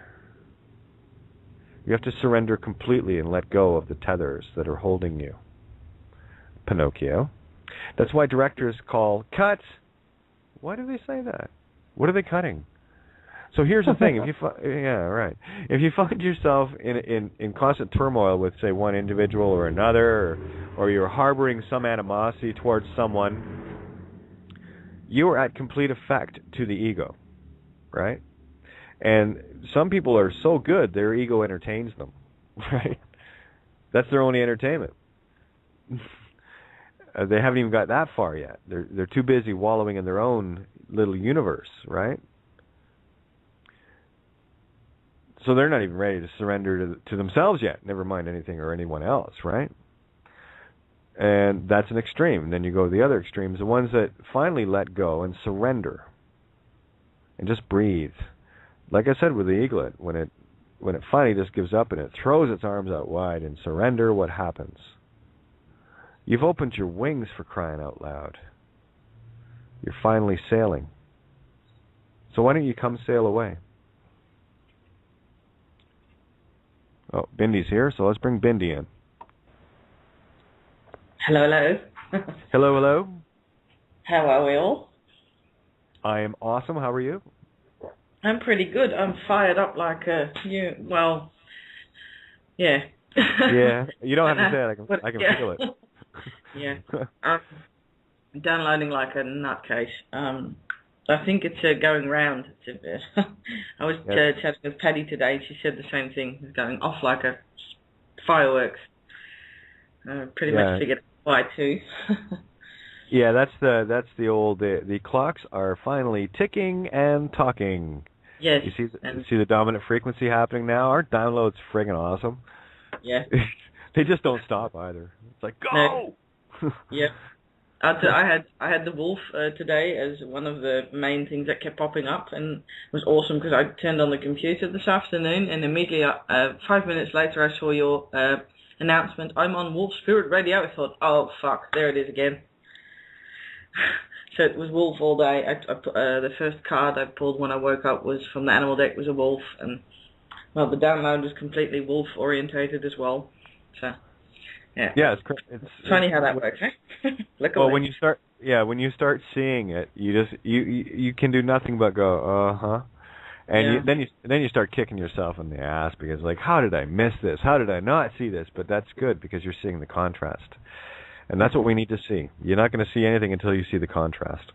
Mm-hmm. Yep. You want to hear a bit of it? Sure, that's why you're on, isn't it? Okay. Oh shoot. Well, because it was wolf, I did a tiny mini little, how do you call it? A beginner's lexigram on the words a werewolf. Well, aware, where, re, or ra. Wolf, wool, foul, low, or flow. And then the words alpha wolf flowed in. The alpha wolf or the wolf pack flows. Aware of each wolf aware of its own space and worth. Youngsters are safe to learn, and mother always watchful to discern. We need to learn to discern the voices and symbols during our run through the proverbial forests of time to arrive in the now. The alpha or female wolf, the alpha state of the brain, corrects. It corrects youngsters with a firm, loving manner, and stays divorced of judgment other than what experience she knows. All we perceive is energy. If it flows in all directions, even those directions you can't fathom. Then it makes no sense to believe a memory only works one way. Yeah, that was it. Okay, sorry, I just had my mic muted there. I wanted to just kind of sit back and get in your zone. Yeah, so, I think if there's anything I want to share with people is, like, lighten up. Stop taking the movie so seriously. Grab some popcorn. Yeah. Chill. and that's coming from someone that's had the living hell raped out of them on levels that I know most people couldn't handle. Why did I do it? Well, because that's what it came to do. Doesn't make me a hero, and it doesn't make me a villain. Doesn't make me a victim, doesn't make me anything. Just makes me a damn good observer. That's it. That is it. Yep. I am one of your cameras shooting the movie from this angle. I got a really cool angle on this chariot race. I've got them coming just into the finish line, and there we are. And like we're right out. We're like there's nothing, not even close to second. You can't see anything, but we got this beautiful, card 7, the chariot, come racing across the finish line. I've got this beautiful camera angle, and I can see the checkered flag, and I can see the crowd going crazy, and we win. Yep. How do you like that angle? Perfect, like an uber fractal IMAX. Yeah, pretty much, Now, there's some people that don't realize they have a camera, and right now some of them have their cameras focused on a rock on the ground. Do you think that one will make the movie, or do you think that one's going to hit the cutting room floor? I hear something thudding on the floor. Yeah. There we go. So you have to decide if you want your scene in the movie or not, and it better be a damn good one. Right? We've been watching this movie from someone else, and it's been fun. Don't get me wrong. It's but it's been a little one-sided for the fun. So we're bringing that pendulum back. Hey, come on, we're all in the movie here. How about we play this now? Because now I've got control of my projector back, my ability to create. And now this download I'm in right now is still underway. Like I was stalling during the writing of this essay I'm working on. Now, here, let me just share something with you guys. Because I do that. This is what I like to do. I kind of hang out that way, right? So, one sec. MJ's tagged me.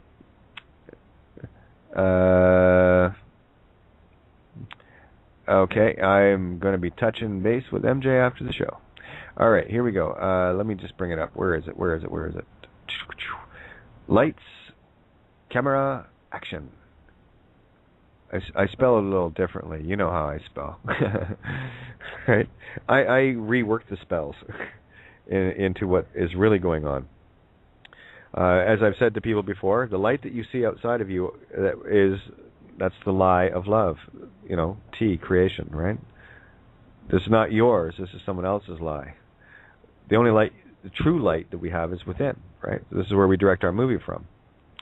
Ka, Mer, Ra, camera. Ka, spirit. Mer, divine feminine. Mother, the open sea of creation, right? Letter C, open sea, right?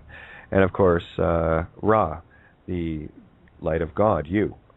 And of course, the act, Io, mine, ion, right? N means possessive. Whatever it's connected to means it's mine. I own it. Concept.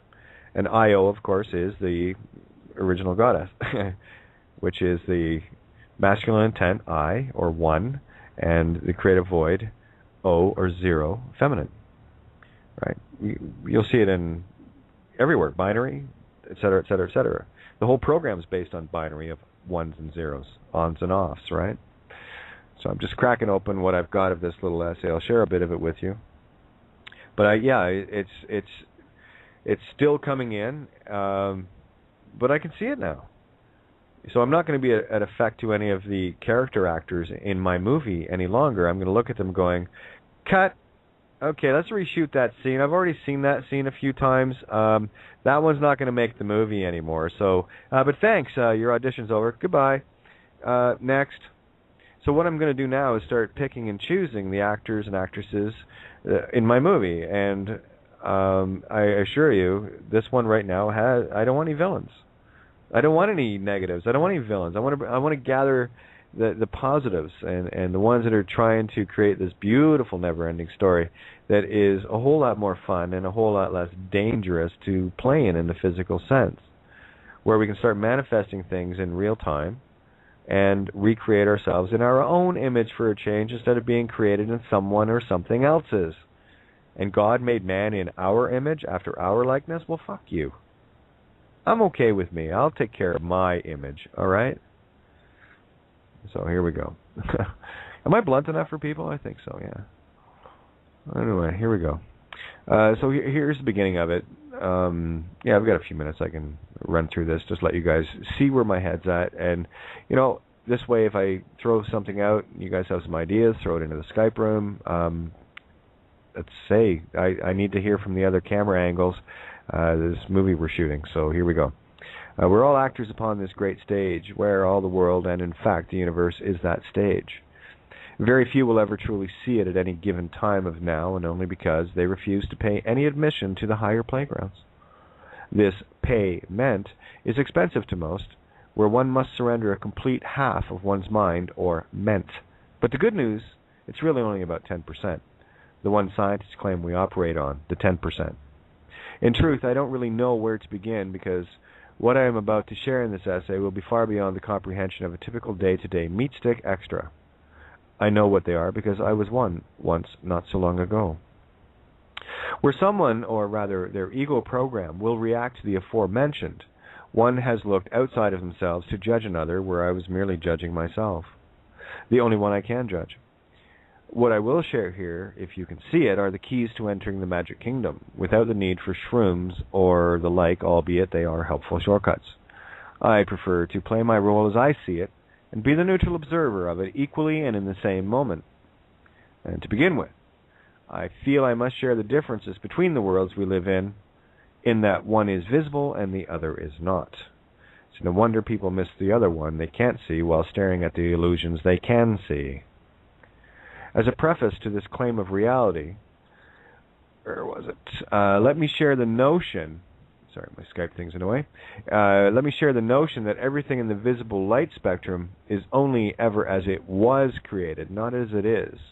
We cannot physically see the now moment because of the time it takes light to get to our eyes and then to have that light decoded into what we perceive as reality. The reality we then see is past tense due to the limitations of the physical world we are experiencing. Let it also be clearly stated that most are not willing to pay the price to see it based on all the computations being made in this past tense physical illusion. A well-trained and indoctrinated ego will never allow itself to be derailed due to the level of programming it has endured, and all by our ignorant, willful intent and consent. This is the Chinese finger trap of traps.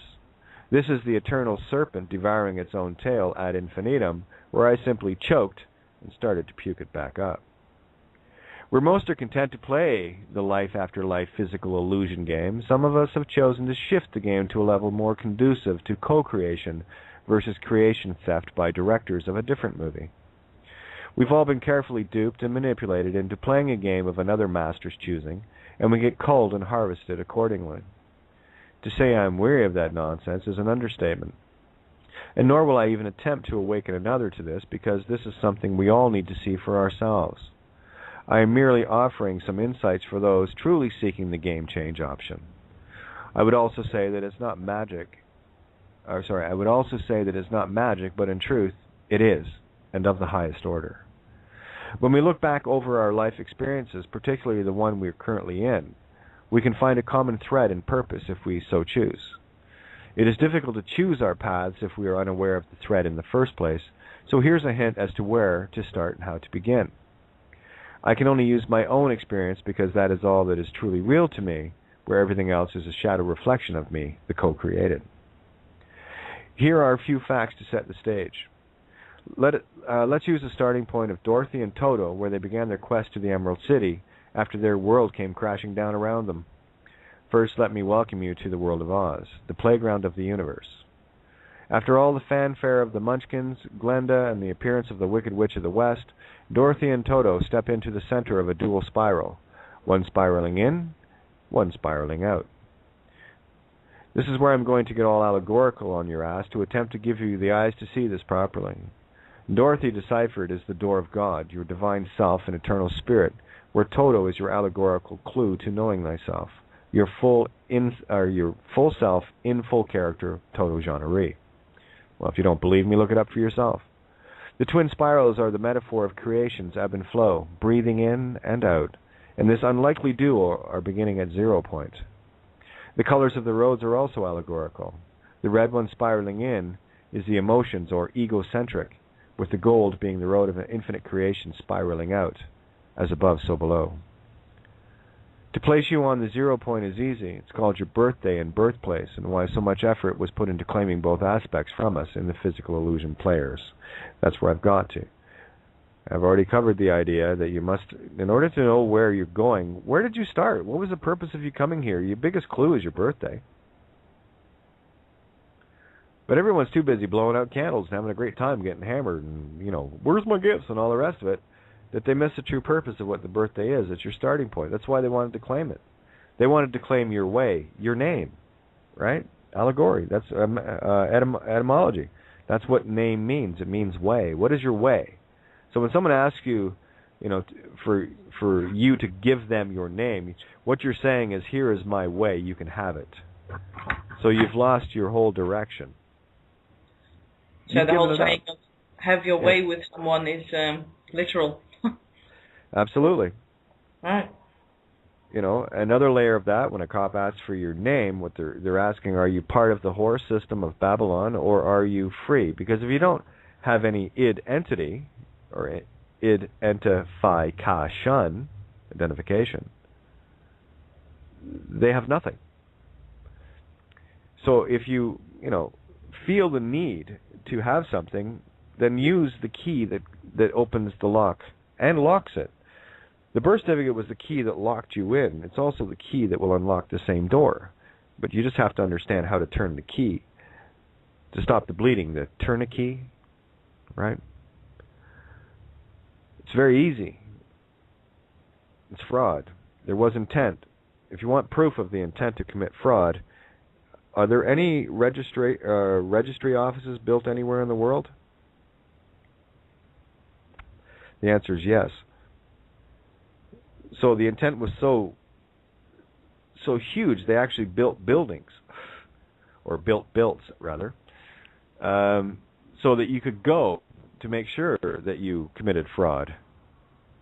But the intent there to aid and abet you into your own ignorance and deception and giving up something without full disclosure is obviously and can only be intent from the one putting the buildings up to do so. There was intent to defraud with the very structure called the registry office or bank, whatever the case may be. You see, intent always comes what was I going to say there? Intent or thought always comes before action, before anything enters the physical realm. Everything in the physical realm is only proof of what you thought of. Trying to think of better allegories. If someone walked into a store with a gun to rob it,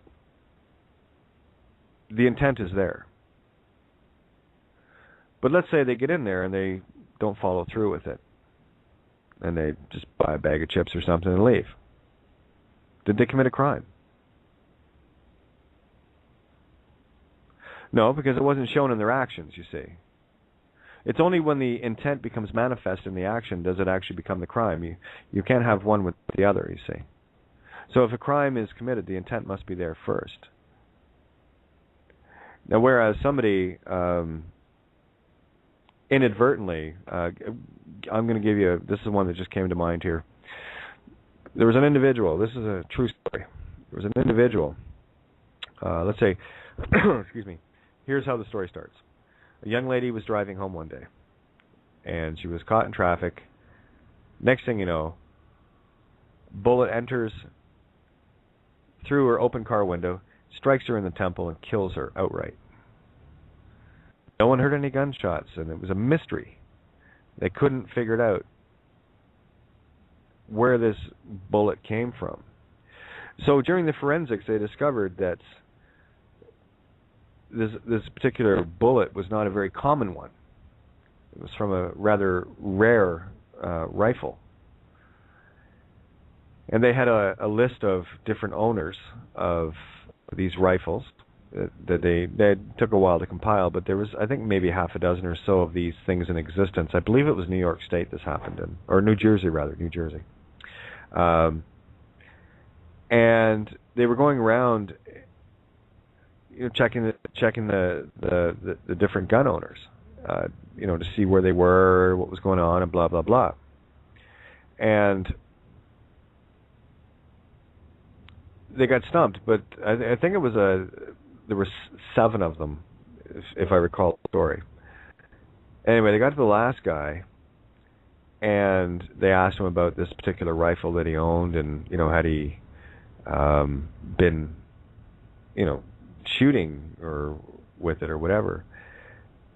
And it was at this point that this guy's face went white, and he said, "Yeah, I was at that time, but I was over on the other side of the harbor." Because he had a little shooting range set up there that he would occasionally go out to and, shoot. It was a hobby he had. He just target shooter. He collected relics and whatever, and this was a relic of a rifle. And hard to get ammunition, whatever. That's why they were able to track it down. But his face went white, and he said, and it was across the harbor. It was miles away from where this happened. Miles. So what had happened was, when he was out target shooting, as fate would have it, he missed one of the targets, and the bullet struck the water of the harbor. And it hit at such a perfect angle that it didn't stop the bullet. The bullet skimmed, ricocheted off the surface, water tent. Now that's a very, very, never mind the rarity of the gun, even that happening is extremely rare. We're talking, billions, one in tens of billions of this ever happening. But it happened. And so what had happened was, I think it was about 8 or 9 miles away. So it was a long way off where this girl actually got hit from where he was shooting from.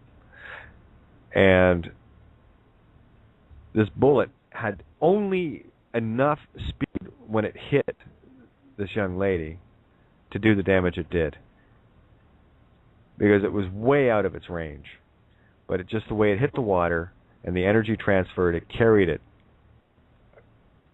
something like 8 or 9 miles, and through missing everything, and ending up going into a window of a moving car and striking this young lady on the temple. The odds you can't even calculate.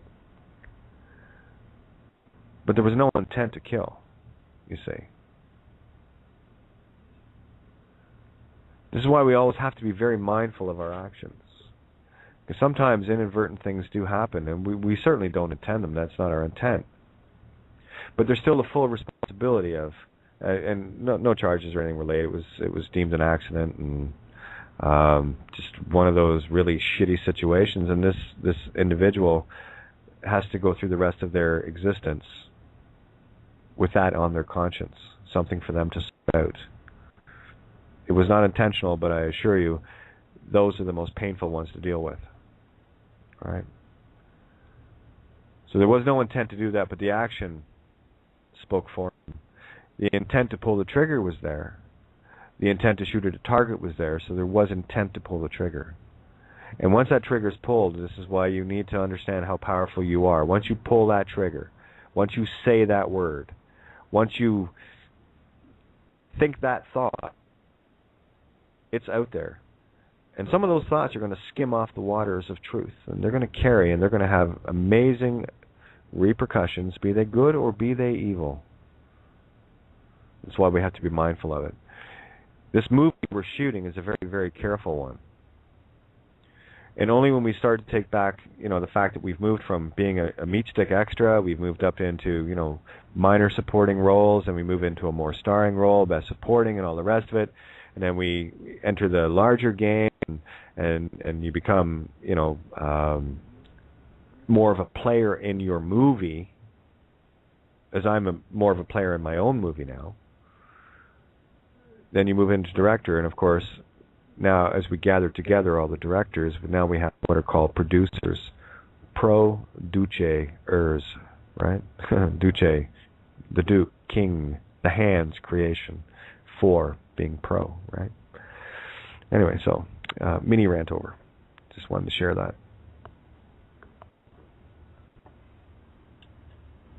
Feel free, anybody, jump in. Wow. Are we having a moment here, or did I get knocked off the air again? No, you're still here, Kate. I was thinking, tricky little bastard when turns, hang on, lost the thought.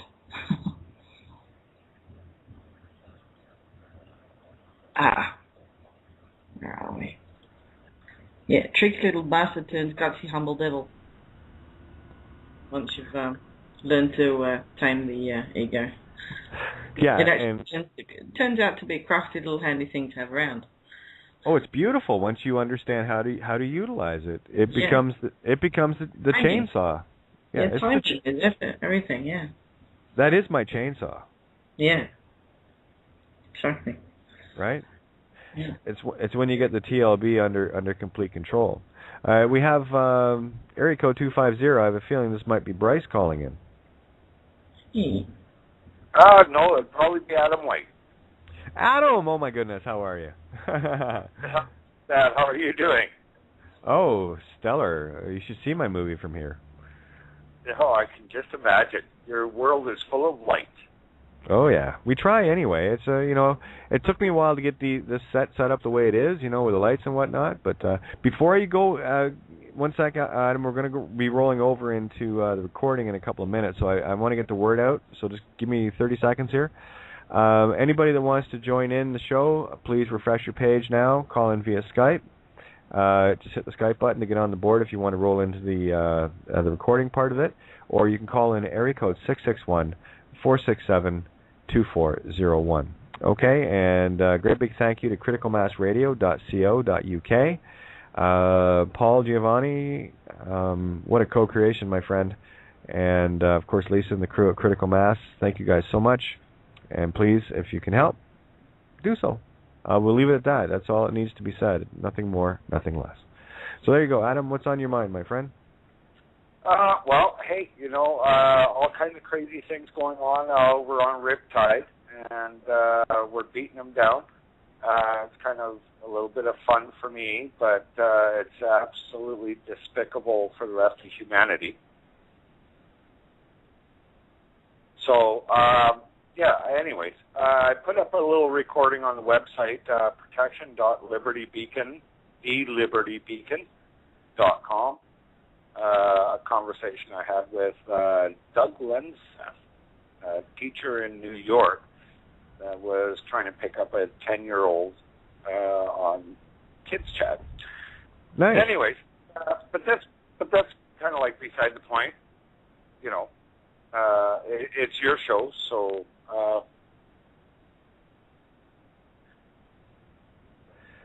Actually, it's everybody's. I just push the buttons on screen and off, baby. Anyways, yeah. So if you get a chance, and also we are responsible for UCLA, Michael Sodenheimer. I always call him Sodenheimer, for resigning, athletic director. He was also found on Kids Chat trying to pick up little boys and little girls. So, the work we're doing behind the scenes on these things is impeccable. I really hope.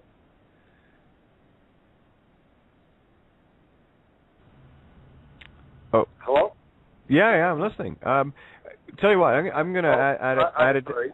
No, it's okay. I'm going to add a flavor to what you're saying there.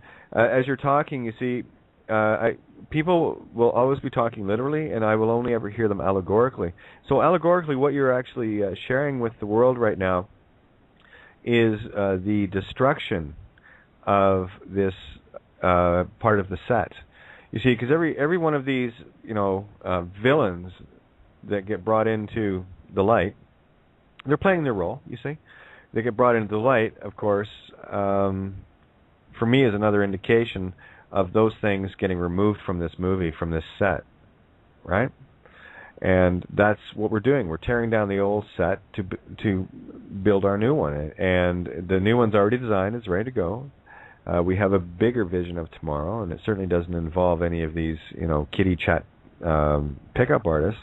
And they are getting exposed for what they are. And here's the thing, too. Once an individual, this is, for me, more critical than anything you could ever do in terms of justice, because once they are actually brought into the light, they can never retreat from it. They're destroyed. We don't need to do anything else. They're all finished. I mean, if you go to riptide.in, Kate, it's like it's a usury of destruction, because all of these individuals have been caught and have given their private identifying information to one of the decoys, and it just goes to show you how stupid some people really are.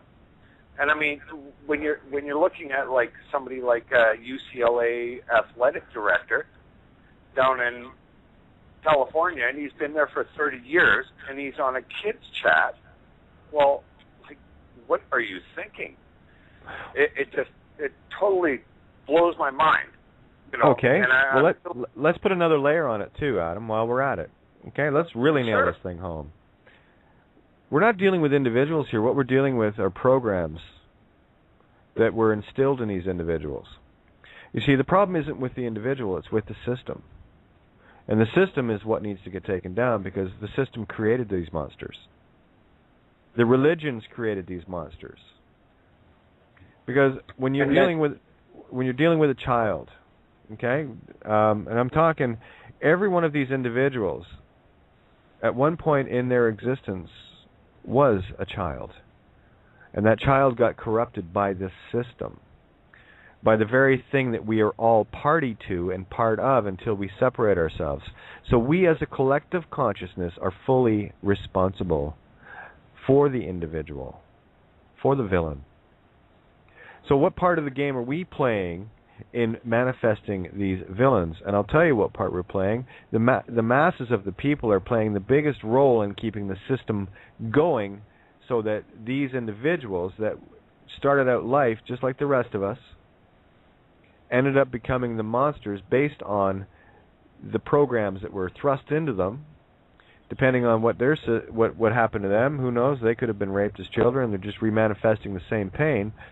For me, I will always remain, I have no emotion on this at all. I've been there, right? I've been raped, okay? I get it.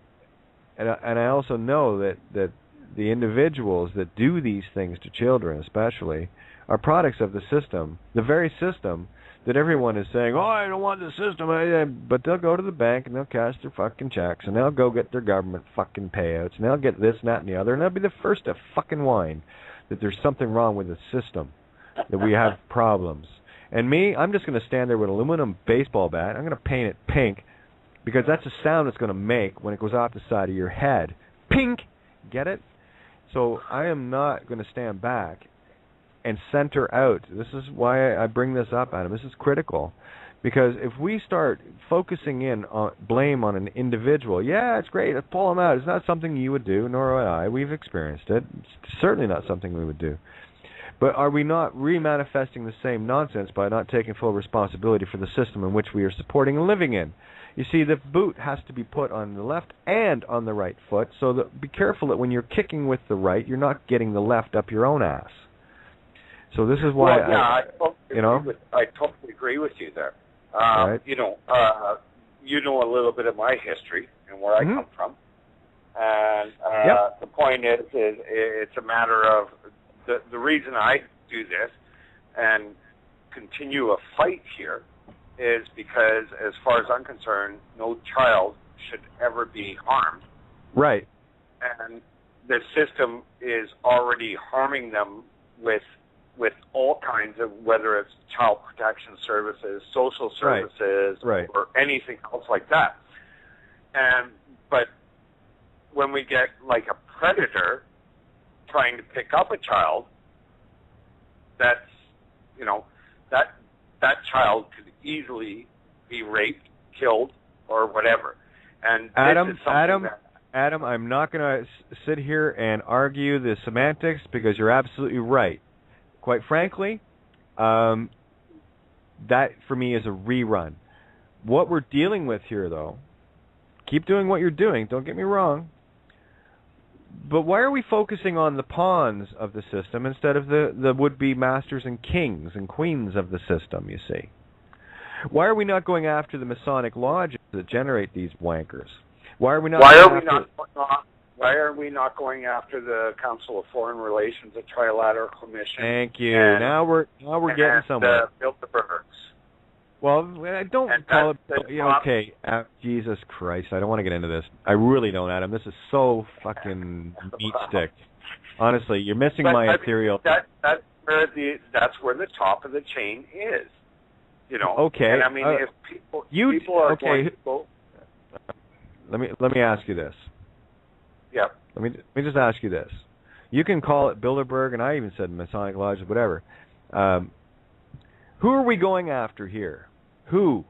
Not what. I mean, I'm tired of dealing with fictitious corporations. I mean, for me, this is about taking on the Crown Corporation itself and the board of directors of the Crown Corporation.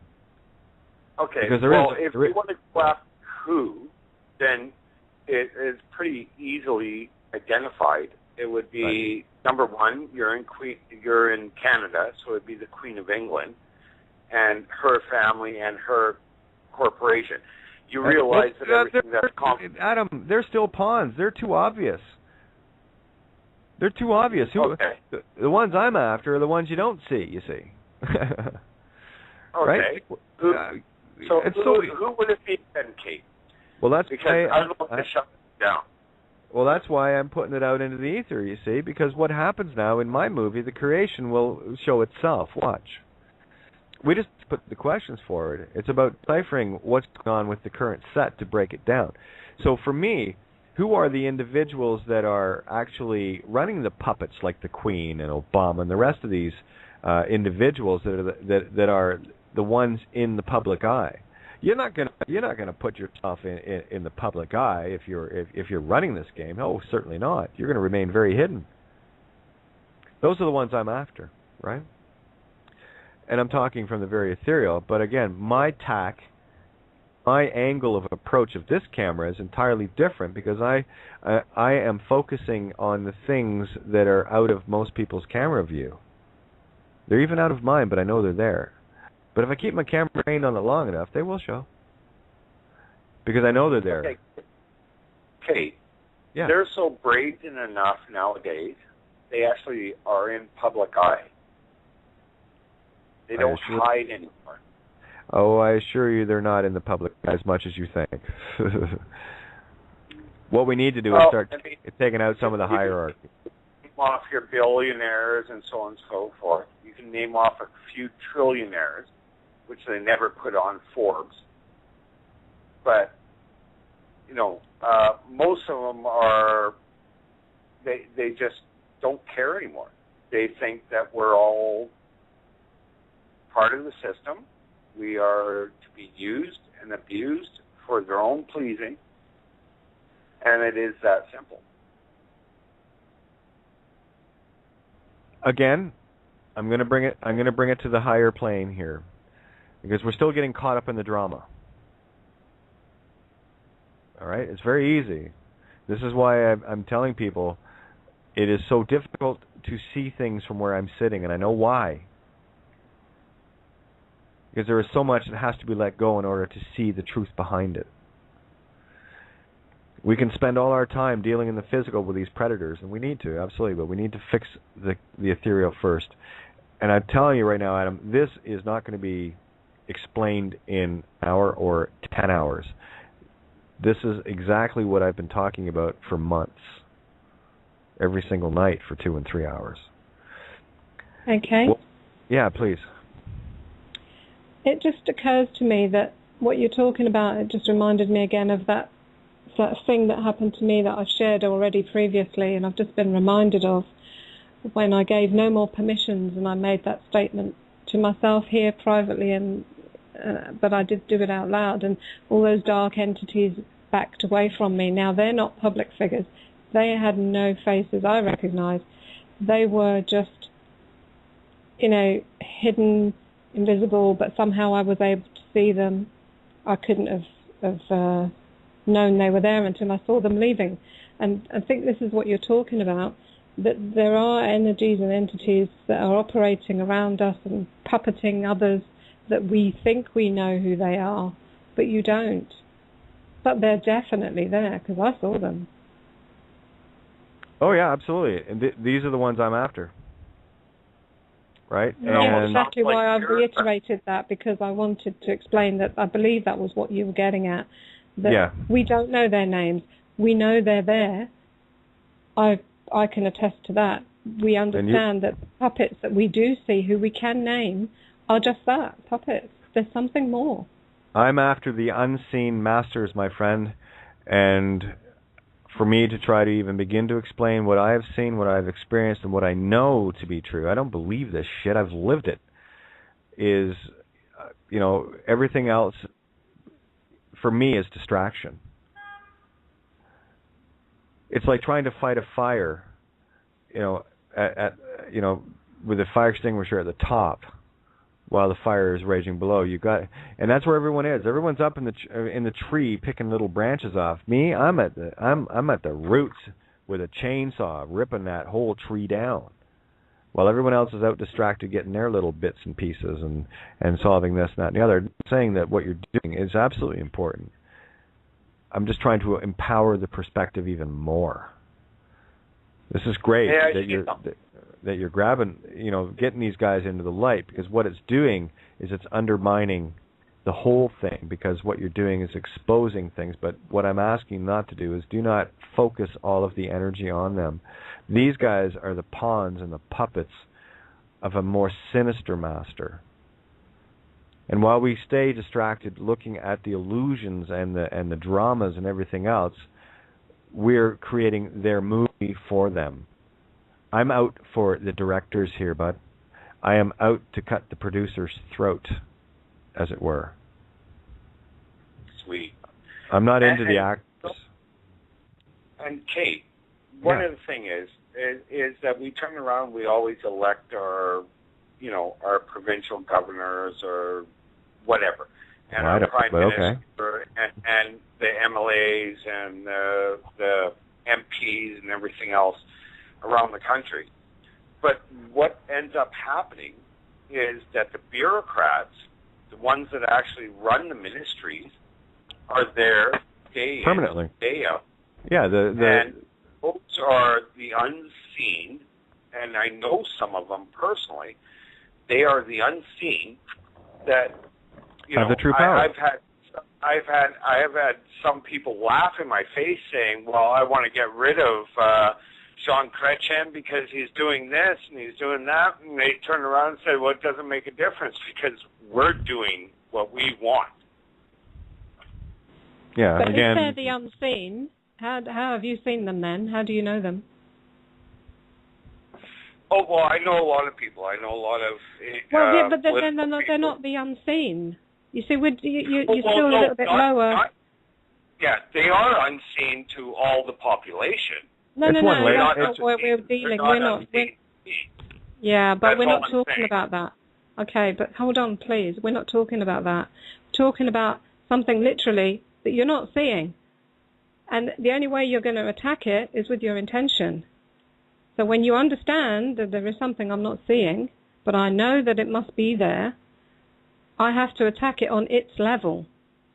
And the only way I can get there is with my intention, because I'm a creator.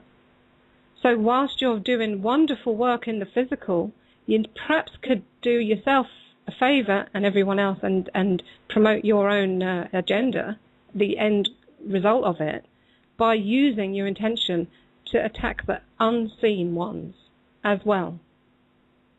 And not just saying, sweet, let's now talk about these other dickheads that I happen to know. Were you missing the point a little bit? I'm explaining. Excuse me, I apologize. I'm only saying that the unseen things that are really actually going on behind the scenes, behind the political parties and everything else, are a huge amount of bureaucrats that are getting high-paid wages, that are part of different systems, and they're different belief systems, that are using and abusing the rest of all of us. And right now, Adam, and right now you are so heavily fucking dug into the physical illusion, it's going to keep going circular on you. What we're trying to do is offer you the tools to get the job done, right? This is about changing your intent, okay? Yes, your intent is good. You're exposing things. Absolutely. These physical steps that we need to, this is the early stages of the eaglet learning to fly, okay? What Ninja's trying to get across to you, these are the things that are unseen. Everything you've just explained to me and us is all dealing only and strictly in the physical illusion game. You're trying to fix the physical with a physical, like a fucking politician or civil servant matters. They don't. They're as much a puppet as everyone else is. And while we attack our own puppets, each other, we're attacking ourselves. And those that are really running the game and pulling the strings of all these puppets, at whatever level they're playing, be it a prime minister or whatever, which is a joke, right? The game will continue as, ad nauseum as it is. And sorry, we have to do something different because what you're suggesting, and I'm not saying you're actually suggesting it, it's the concept of what you're, how you're approaching the problem. You're approaching and I've done the same thing. We've all done this. We've all went at the same problems, trying to use the same methods and techniques, and where has it got us? Nowhere. So we had to change our tactics. So we had to take things to a different level, and we had to go way outside the box of thinking, because trying to solve old problems with old ways only ends up with what we have here, the old set. So we got to change our tack, our approach to it, and we got to really take that leap of faith and trust in ourselves and pull in our experiences. And I know that a lot of us that are tuned in here have had some pretty wild experience. I know I have wild experiences that just cannot be put into words. But when you see the magic, and this is what I'm trying to convey more and more every day, when you actually see the magic in real time and you make it happen, and you change things based on your intent and your ability as a God, you are God, and your ability to create, start focusing a little intent on this. Try this out, Adam. Get into your quiet space. Lose all the chitter-chatter of all the things that you're doing. You're doing the good things. I'm loving what you're doing. Don't get me wrong. We're still playing physical, spiritual. We've got to play both games. But what I don't want to have continuing any longer is everyone's still focused in the one game, because it's going to keep us in the one game, physical. We got to take this from the ethereal or the Air Force perspective, okay? So change your intent up a little bit like this. Keep doing what you're doing in the physical, but let's start solving the spiritual while we're at it, okay? What is the intent of the individuals that are causing these individuals, of course, through the system? Who are they? And start putting your intent towards that to expose them. And they'll expose themselves. And just to let you guys know, I think we have Jeremiah jumping in here, which I know he's always got limited time, so I'm just going to open your mic, Jeremiah, because I know you want to get in on the fray here. So what's on your mind? I'm just listening to the conversation and hearing Adam talk about the physical and being rooted in it. And all I can think of, and I'm dealing with this all the time, is why work harder than you have to? Work smarter, not harder. That is my main motto. And why not work at the source, the cause of everything? And that's the etheric. That's the intentions. That's whatever it is that we decide to believe, and whatever it is we decide to grow at that point. And what he's doing is beautiful. And as you said, it's absolutely beautiful what he's doing, taking these steps and having that desire and that passion to go forward and help this world. But unfortunately, he's working harder than he needs to. And if he can focus on the etheric and trust in the universe and allow it to bring, what he needs to help his ultimate goal, his ultimate purpose, then he'll have that, that universal principles to help him fulfill those desires, that dream, that purpose. And it's infinite amount of help, and he'll attract those individuals that are in same frequency and same resonant frequency of what he has, to do. So as he focuses on the etheric and does at the same time and just listens to, his ultimate self, because only he knows what is good for him. And that's what we're here to do right now, is just focus, on the causal factor, not the effects. Like you said, like the fact that, what we're seeing now is past because the light, that's beautiful. I never thought about it that way. How, it takes a little while to get to your eyes. So it's past. It's still past right now, everything that's around us. So I guess the only time you can go present is when you close your eyes and start bringing your intentions and aligning them with the universe and allowing whatever it is that you want to grow, plant that seed, and then do. And but beautiful efforts, Adam, and I wish you well. Absolutely. I appreciate it. Thank you very much. I do get what you guys. Adam, let me give you the analogy. This will clear it up for you. As Jeremiah was talking, this is what came to mind. Imagine remember those world record dominoes setups that it would take weeks to set up, 1 million dominoes or whatever? Okay. And 2 seconds to knock them down. Well, it takes usually about 10 minutes or so by the time they get these things done up. But here's the thing. You've got the one guy that does all the setup, right? And there's one domino that they click to start the whole chain reaction, okay? Here's what you're doing. You're at the other end of the dominoes. You're at the end, and you're picking the dominoes away one by one. What we're trying to offer you and show you is, yes, pick them off one by one, but, there's a duality here. You got two of you, so let's play with both sides of it. So while your physical self is picking them off one by one, your spiritual self is going to that first domino and going, pink, and the whole fucking house comes down. That's where your intent is. And the only thing that's going to keep you from getting there is your distraction and being so wrapped up and rooted and grounded in the physical, trying to solve physical things with physical actions for physical reasons and all the rest of it. And we all get emotional. Everyone goes, you have no time to be God. So take some time. That's what else. That's an excellent analogy. I love it. You are so succinctful in the way you say things. Downloads. Kate, that's you. Kate. Well, that's all of us. Right. And I do understand a lot more than I will ever say in some aspects. And yes, I do have to learn a lot. We all do. This is Kate. Can I speak, please? Yeah, Carol, how are you? I'm fine, dear one. How are you? Good. Adam, I love you. This is Carol in California, and UCLA is a big, big fish. And when I saw this on the news the other day, I was just elated because it awakened a lot of people. And I want to give you kudos for what you're doing. My daughter was raped by her father for years before I found out. And he was an athlete. He lettered in all sports. He was a student body president. He was a good guy. He was the big jock, and I was pretty popular myself. And we got married, and we thought we had a good thing going.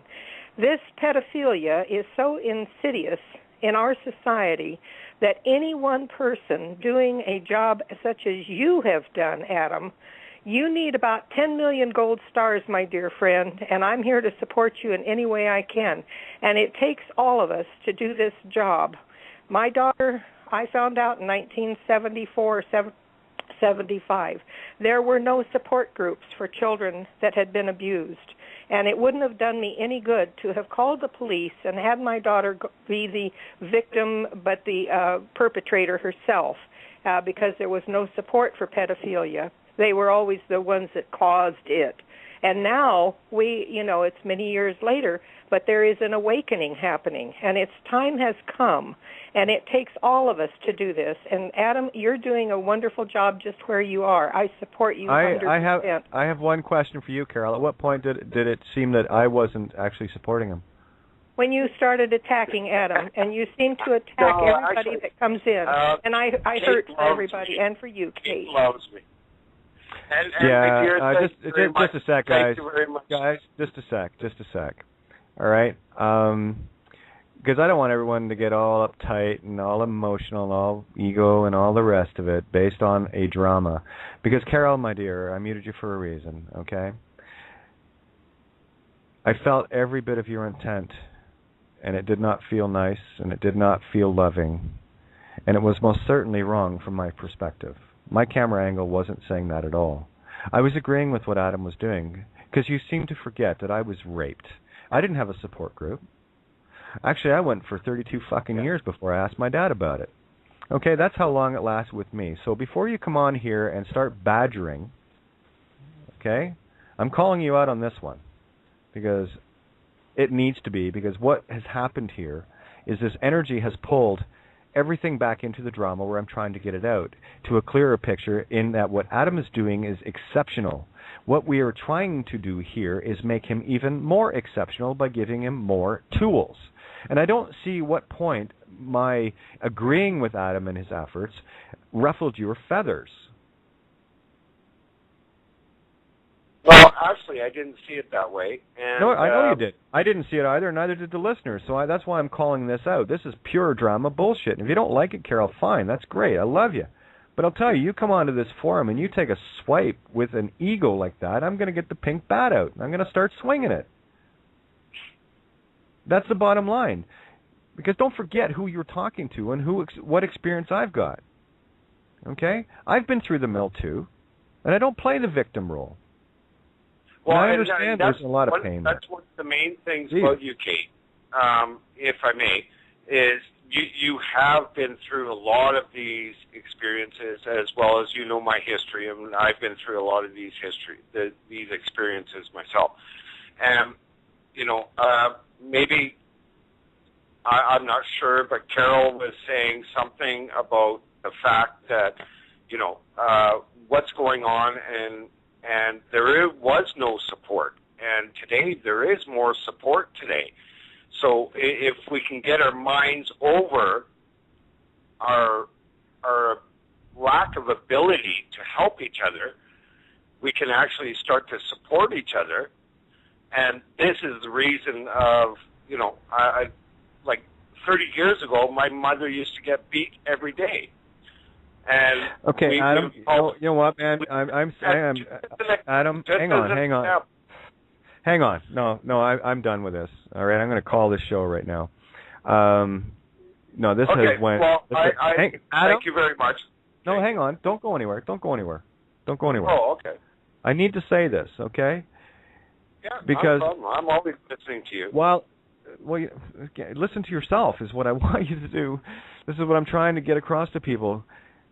You see, what has happened here is this has went into this beautiful red spiral back to the zero. And there's Dorothy and Toto standing there going, what the fuck just happened? Okay? While you stay focused on what you're doing, that's fine. Do what you have to do. I am choosing to go after the domino that takes them all down. By all means. What happens in the meantime, in order to find these things, you're doing exactly what needs to be doing. I am not undermining or discrediting anything. I'm flowing all the light and love to you. We've known each other for a while here. So I get what you're doing, and I understand the compassion you're doing it with. I know you. You're virtuous. You have got this, and you've went through the experience, and you were part of this. But not for 1 minute will I ever allow anyone to come in here and shit on me for supporting something, especially something that I've actually lived through personally, not vicariously through another. I lived it personally. I understand it. There was no support. All I got was a sweep under the rug. Okay, I got up, dusted myself off, dealt with it as best I could, and moved on. And it gave me the lesson. It also gave me the allegory of knowing what my target was from a very young age, admiralty. It was Admiralty that raped me then, and it's Admiralty that's raping everyone else now.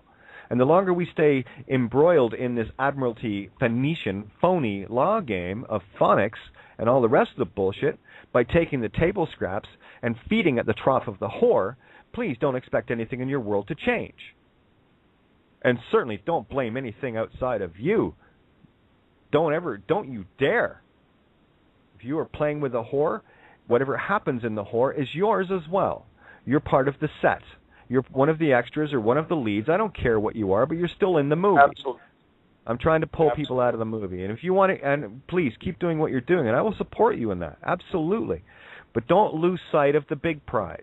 While we get distracted with the little scraps of, this and that the government has trained us so well to do, well, your bond, I'll use the allegories of your bond is worth billions, and you have to fight to get unemployment. Do you understand what I'm saying? Okay, yep. So while everyone's fighting for their unemployment, i.e. picking the little scraps up, I'm out looking for the bond. I'm out looking for the allegorical start of this. Yeah. And that's why I love what you do, because you're doing something that most other people out there, you look at people like, whatever, doesn't make a difference. But your words are succinct. Your understanding is unbelievable. And we do this together. And with all of us, we can make a difference. And that's why I always love listening to your shows, and I'm proud to be here, right now. Well, I'll ask anybody in the call right now, what is the motto I speak of the most? We do this together. Together. And I'm not sure. Together. This is why whenever I see any sort of divide coming into the together, I'm a vicious bitch. I'll pull out the three-headed dog. I promise you. I say it every night. You want to bring it to the table, I'll bring mine too, and it's a nasty bitch. I feed her well, but I keep her on a short leash. So if you're not coming in with the intent to bring things together, then don't come in. And I will love you just as much as if you do come in. I don't care either way. It's very simple. What was your intent? Search yourself for your own intent.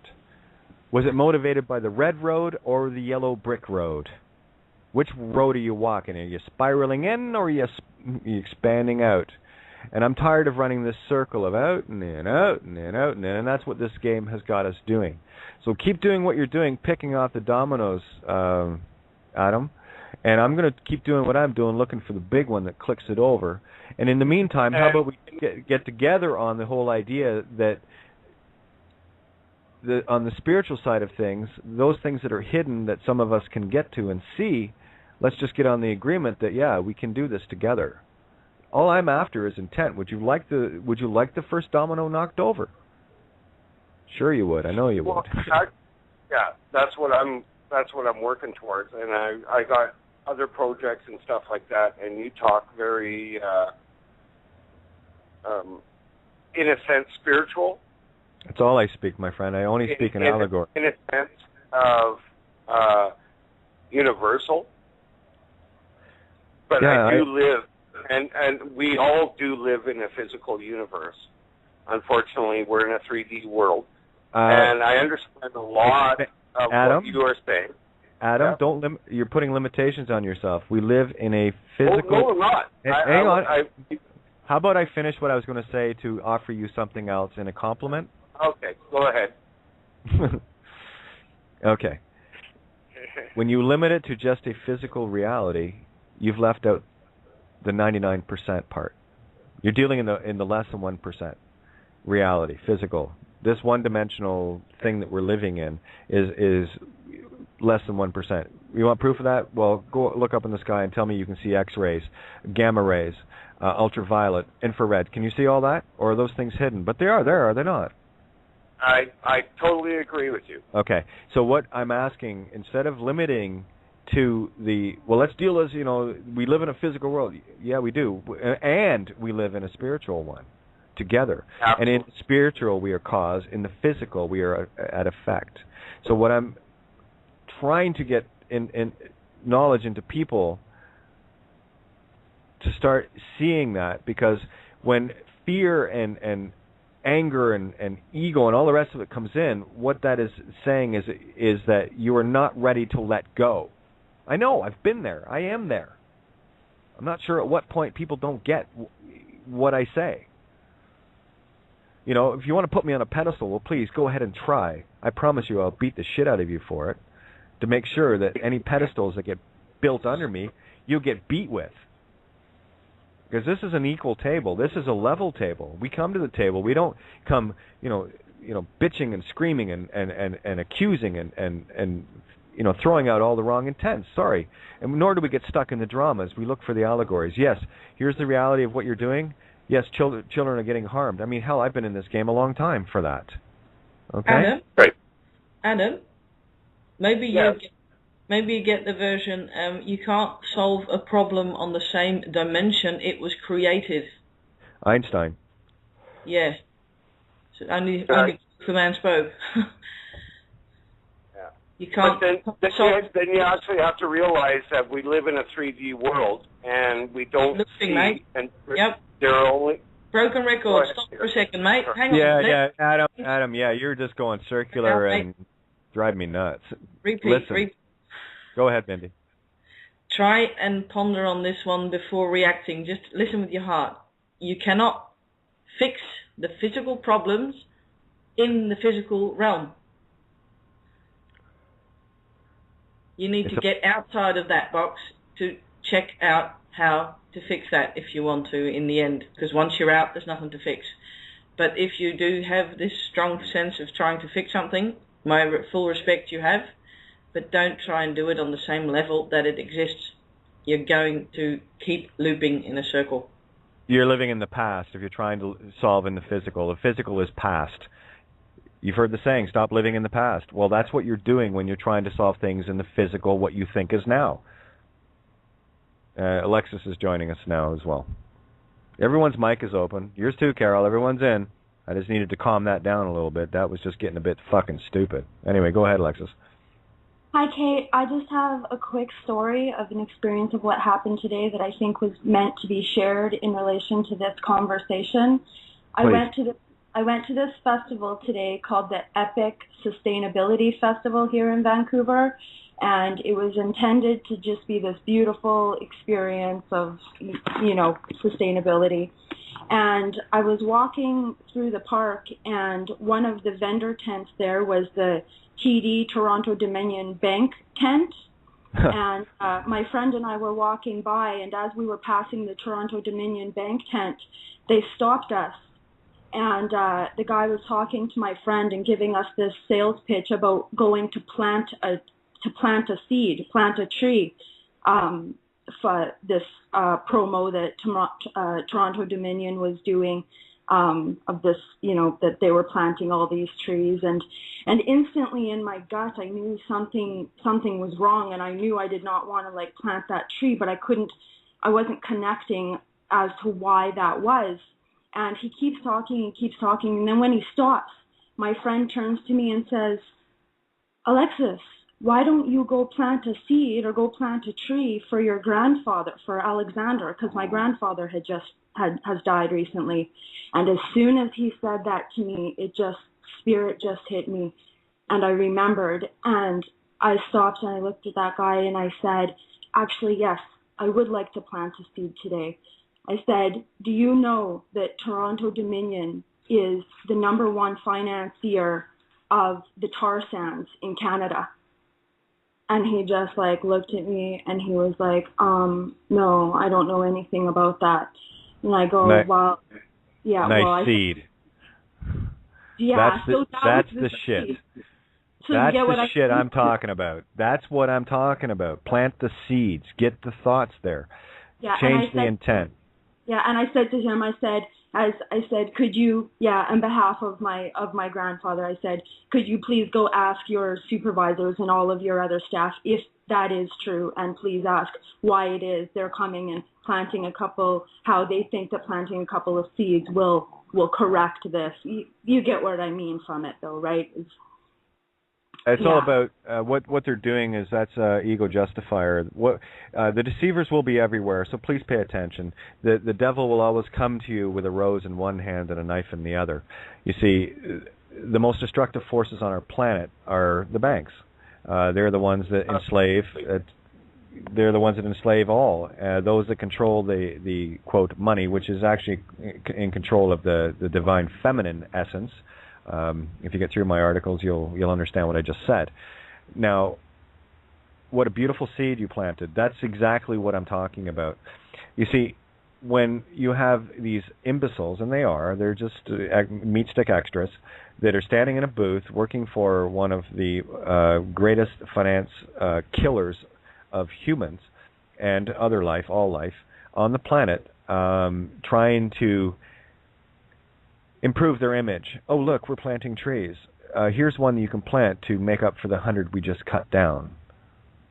It's guilt appeasement on an ethereal level. This is why what Ninja was saying, and Bindi, and myself, and so many of us, Alexis, are saying about getting into the ether on this, because you're not going to solve it in the physical.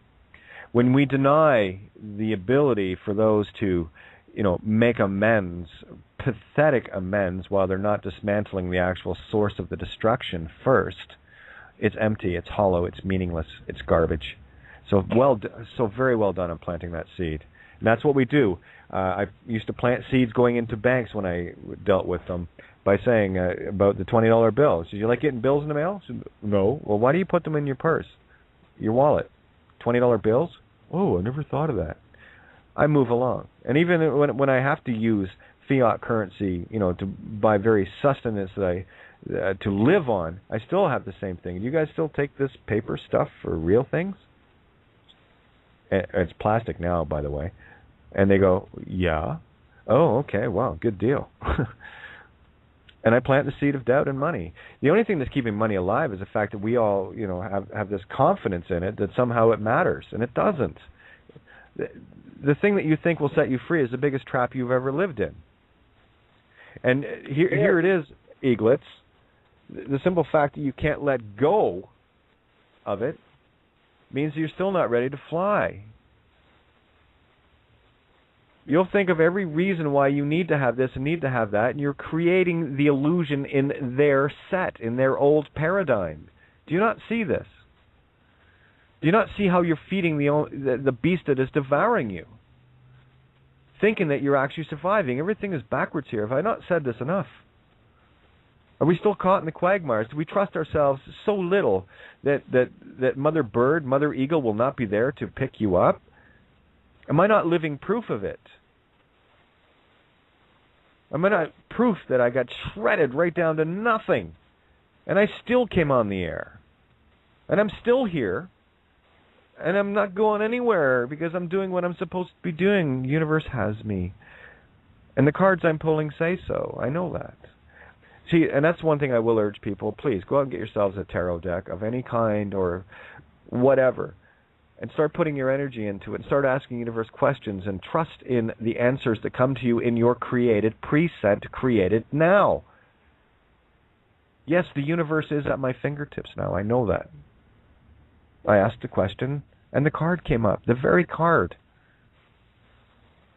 And it was asking about, is Mother Eagle, universe, in alignment with what I'm trying to do here? Am I doing the right thing? And I flipped the fucking cards open, and there's the universe staring at me. The giants dance. Yes, we are people. Trust yourself. Know thyself. Stop creating the same bullshit illusions within the same bullshit illusions. That's insanity. Do you think you're going to bring a system down? It's like this. If someone, and I've had lots of examples of this, people actually being out there and I'm freedom this and freedom that and all the rest of it. Yet, and please, if the ego takes offense, that's what it's doing. The ego's taking offense because it's supposed to. So bear this one in mind, because this is exactly what I call in the grandest sense, a hypocrite. Someone that is trying to destroy the system while taking money from it. It's the same as someone standing on a branch with a saw, and they're on the outer part of the branch facing the tree itself with a saw, and they're going, I'm going to cut this branch. I'm going to cut it, because if they do, they cut their own support. They're not going to cut it. Well, I know I did. I took the whole damn tree down for me. Did I like it? No. Did I get through it? Yeah. Did I find who I was? Yeah. Was it worth it? You're damn straight it was. You guys are tuned in right now. I must be saying something, right? Maybe I got something from the experience. Maybe I got some truth out of it. Maybe I can handle it. Maybe you can't. I don't know. But I'm going to keep moving forward, with or without support, because all of my support was ripped out from under me. So I know what it's like to have to stand all by myself and fly like the eaglet, finally becoming eagle.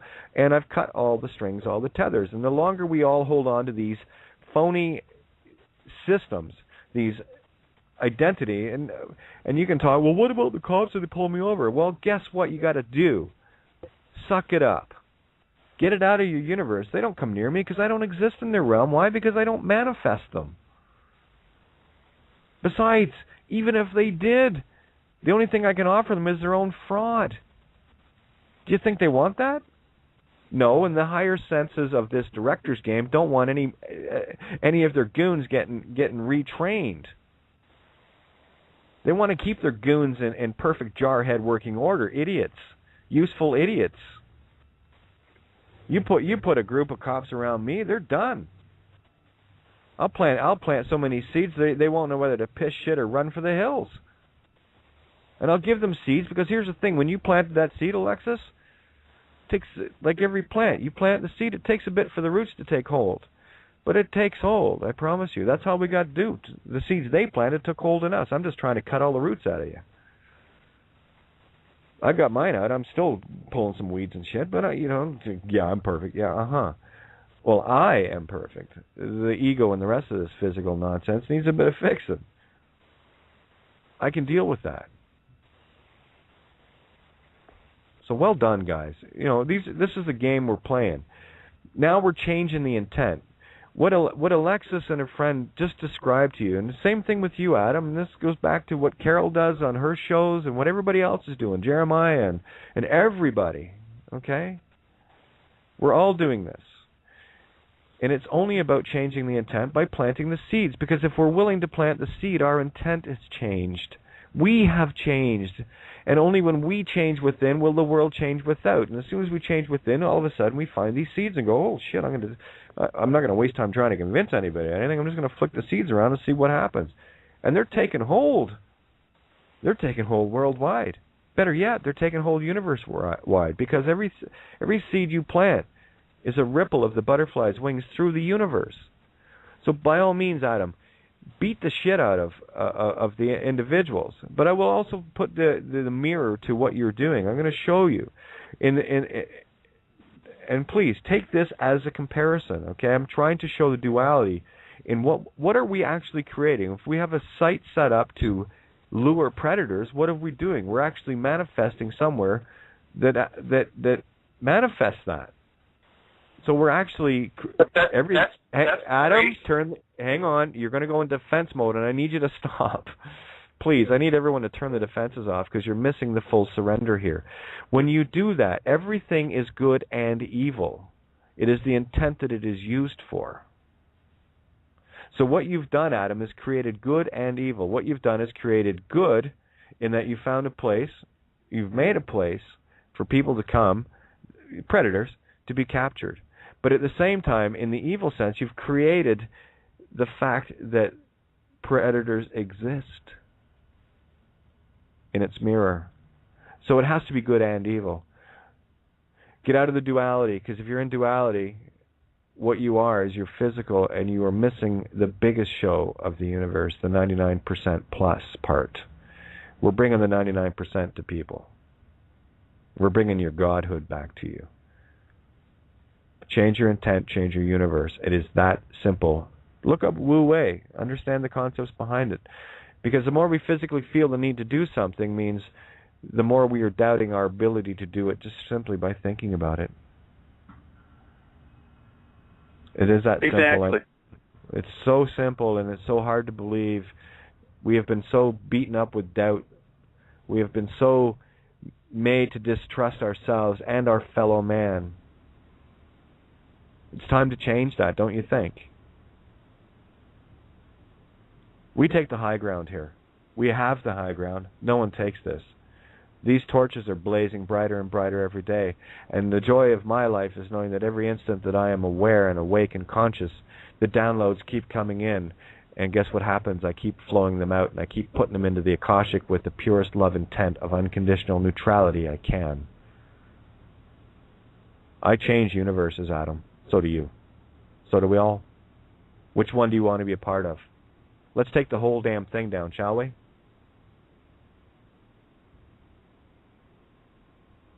Because I'll guarantee you,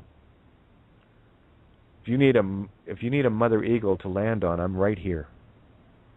Bullshit. Oh, Carol.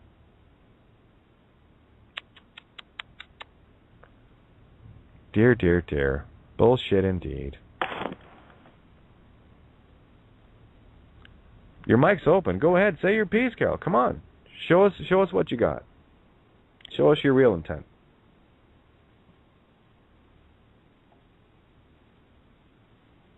Silence works for me as well, by the way. If you can't handle the heat, hon, get out of the fire. And don't start them. That's the only thing I ever suggest. All right?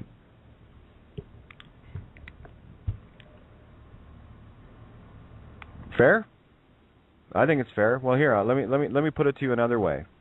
The other night when we were talking about Carol, you thought it was you, like you're the only Carol in the universe. Why did you get out of joint about it? It was no big deal.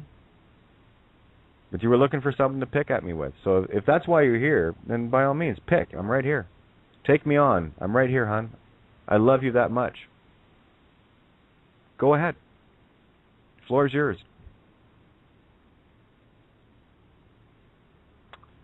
Okay, well, I guess that's that then. So let's move along. I guess it ends with bullshit. That's fine with me. Because I agree with you. It is bullshit. The whole physical realm is bullshit. Well, I don't know why people are still wrapped up and caught in it. Just trying to offer you some keys. If you can't handle them, that's fine. If you don't want to drive this car, then, go back to playing. If you really enjoy this paradigm and what it's got to offer, then by all means, stay where you are. That's fine with me. I love you. You're not ready to move. That's okay. I will not be your judge, and I will most certainly not be your master. That's your job. I just chose to be my own.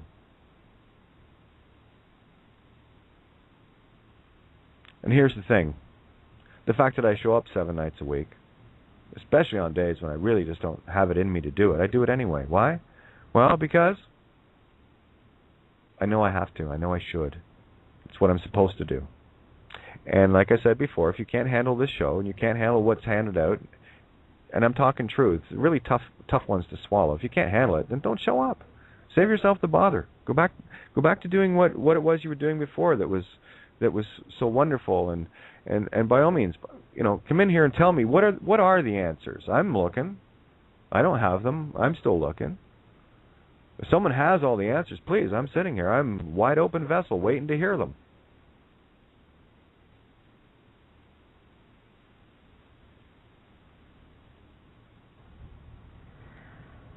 Guess not. There we go. We got about 9 minutes left, guys. Any final comments you all want to make? Other than bullshit? Silence is golden. Well, yeah, it actually is. I've got something to say. Sure, go ahead. Yeah. There's maple syrup and there's syrup of figs. Take your pick. It's all good. No harm, no foul, guys. This is all about contrast. Can we see it? Can you see the contrast? I can. And I'm grateful for it. Yeah. You see, I won't wallow in the one side or the other that is completely ruled and only ruled by ego. I choose to stand in the middle. Neutral. And I'll bring some hardcore stuff to the table. I always do. This is what I do. I don't know any other way. Being blatantly and brutally honest is the only way I've ever been. I've made lots of amazing friends and I've made lots of amazing enemies. Why? When I tell the same thing to two different people and one wants to kill me and the other one wants to hug me? Why? Well, it's perspective and intent. And those most unwilling to confront everything within themselves are the ones that generally attack me. And that's okay. I'm used to it. Hell, I got stainless steel armored plating on my back. And it covers all the scars nicely. And that's okay. I'll give you your cutlery back. That's okay. Go ahead. You want to keep using it? That's a tool you need, obviously, so don't mind me. Here you go. But I would ask that if people want to do that, then please bring some spoons and forks, because I have lots of knives and very little else. You're not going to offend me. I'm sorry.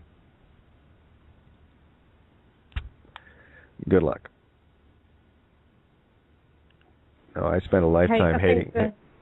Oh, sorry. Go ahead. I was going to say I spent a lifetime hating me. I finally learned how the mirror works, and I can love me now. It's pretty cool. Go ahead, Ninja. I think perhaps for the first time, certainly anyway, recently you see you have more and more people who are standing back to back with you. Together. Amazing. So those knives and spears and swords and daggers that are now being attempted to go in your back, they're not going in. They're being deflected. They're still trying, but they're not succeeding anymore. So they might as well stop. You're not alone anymore, my love. You're not alone. You've got family, and we're on the same page. I completely agree with you, Ninja. And for the confirmation, I just pulled the Shield Maiden. So there you go. Just coincidence. Please look away. Go somewhere else. Yeah. And again, this is not a make right or a make wrong. This is simply an observation if you can see it. And the only one that can see it is you. And unfortunately, it's going to require a mirror. I assure you, I have looked in a very, very difficult mirror for a lifetime. And it's not for, well, what a victim. No, it's you have no idea the gratitude I have. You have no idea. Because with this beautiful contrast of intense one side to the other has given me such a beautiful perspective. How could I be anything but grateful? On that note, I'll end things off in a song here, and I am going to send this one out to Carol, because believe it or not, hon, I love you more than you could ever imagine. So here we go. You're listening to Critical Mass Radio. Now it's our turn. And indeed it is, and it shall remain our turn. As Vicky's tattoos say, my turn starts now. Say that to yourself. What was that? All right. So I'm going to meet everybody out, and we'll call this a show. Thank you, everybody, for showing up tonight. The love is real, if you can see it. That's not my job. My job is just to love, and I'm okay with it, because I do. It's unconditional. So this one, Carol, is for you, my love. All carols, by the way, not just you, all carols, but specifically for you.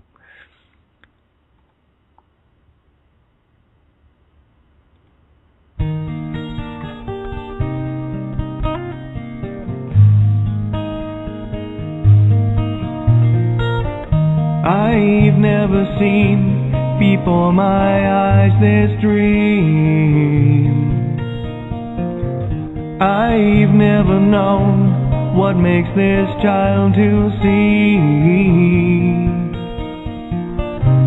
Like tears from a mountain pouring gently to the sea, a curiosity Will you dare to touch my soul?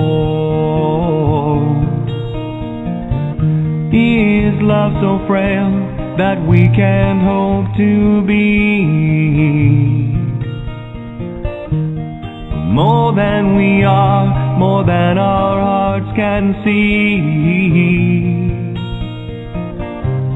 And if for any reason on this field of broken dreams we stand to lose it all, then for you, yes, I do it willingly.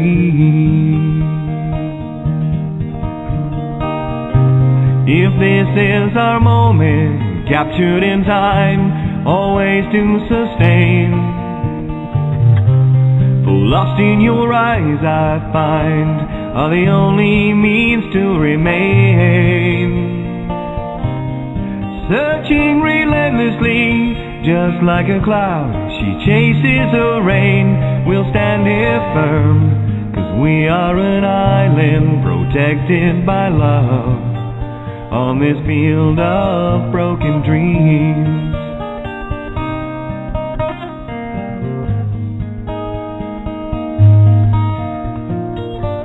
It's never clear, this path of destiny. That's why we're here, to find our need to be. Elusive as a rainbow, we can try to steal her gold, but she'll give it willingly. Will you dare to ask her though? Video provided by verdictproductions.com.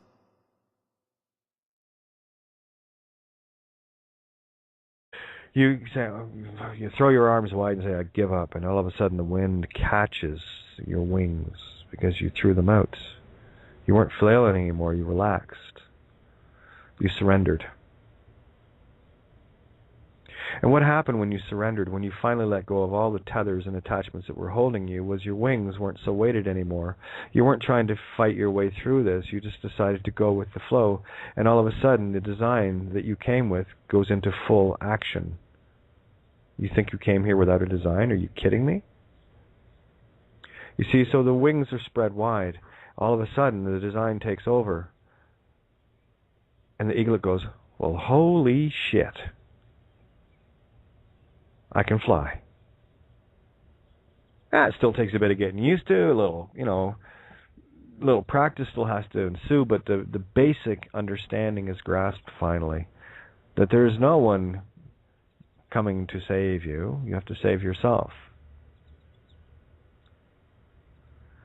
The system or mother or creation or whatever you want to term it to be will allow you only to fall far enough for you to figure it out. That's why we need to stop with the red brick road going inward and start dealing with the yellow brick road going outward. And the only thing that's going to spin you back like a yo-yo is reverting to the red brick road. You get out so far on the yellow brick road, and then all of a sudden ego takes over, and then you just start the spiral back into the egocentric. That's why it's called egocentric. Which center are you picking? Well, the ego is the start point. And as I was explaining, and I have explained to people, the best place to start your path of self-awareness is the very design you came in with. I mean, you showed up here on a certain day in a certain place. So start Googling around. Find something that resonates with you, something that's going to strike a chord with you. I did.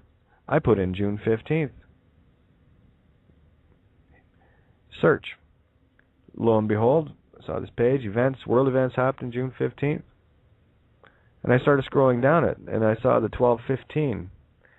June 15th, 1215. That was the day the Magna Carta was signed.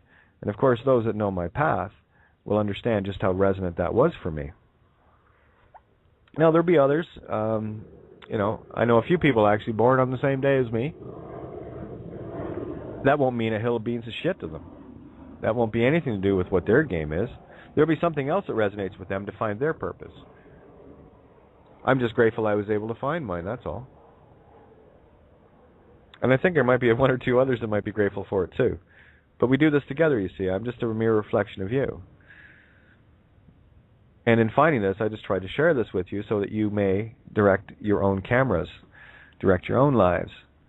So the lesson here is, the universe will keep kicking you out of the nest until you learn to fly. And you can squawk all you want. You can, flail your wings around, and you're going to fly in circles, and you're going to get universal bitch slapped every step of the way. If you're caught in the physical illusion, thinking you're going to change it in a physical manner, you're insane. It's not how the universe works. Nature shows you. It's all there. I mean, we built it. It's perfect. So there's no, hate of the physical universe. There's certainly not. I mean, creation has it here for a reason. This is our playground. It's unfortunate right now that we have, it's changing, but we had others shitting in that nest for a very long time and expecting us to clean it up for them. So we got some lazy eagles that learned how to fly a little quicker than others and took it upon themselves to keep the other eaglets from ever learning how to fly.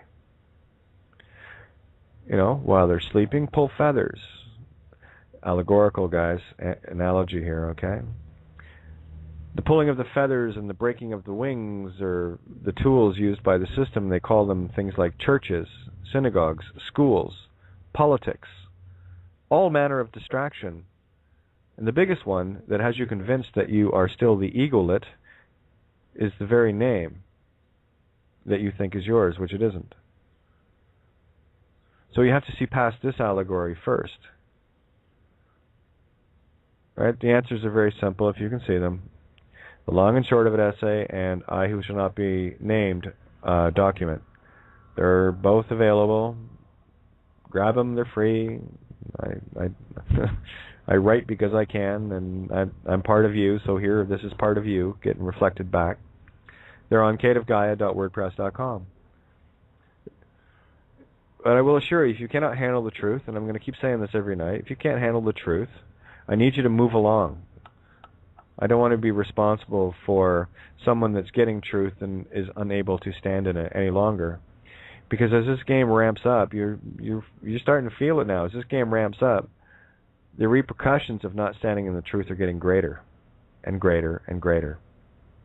If you are basing any of your opinions upon anything that you have learned in the physical universe that you thought were answered, but what I want to share with you, if I did it on the air last night, fine. If I was in the recording, I don't know. It doesn't matter. But I'm going to expand on it a whole lot more today. The story of the eagle and the egolets, because I'm going to show you your entire life in this allegory.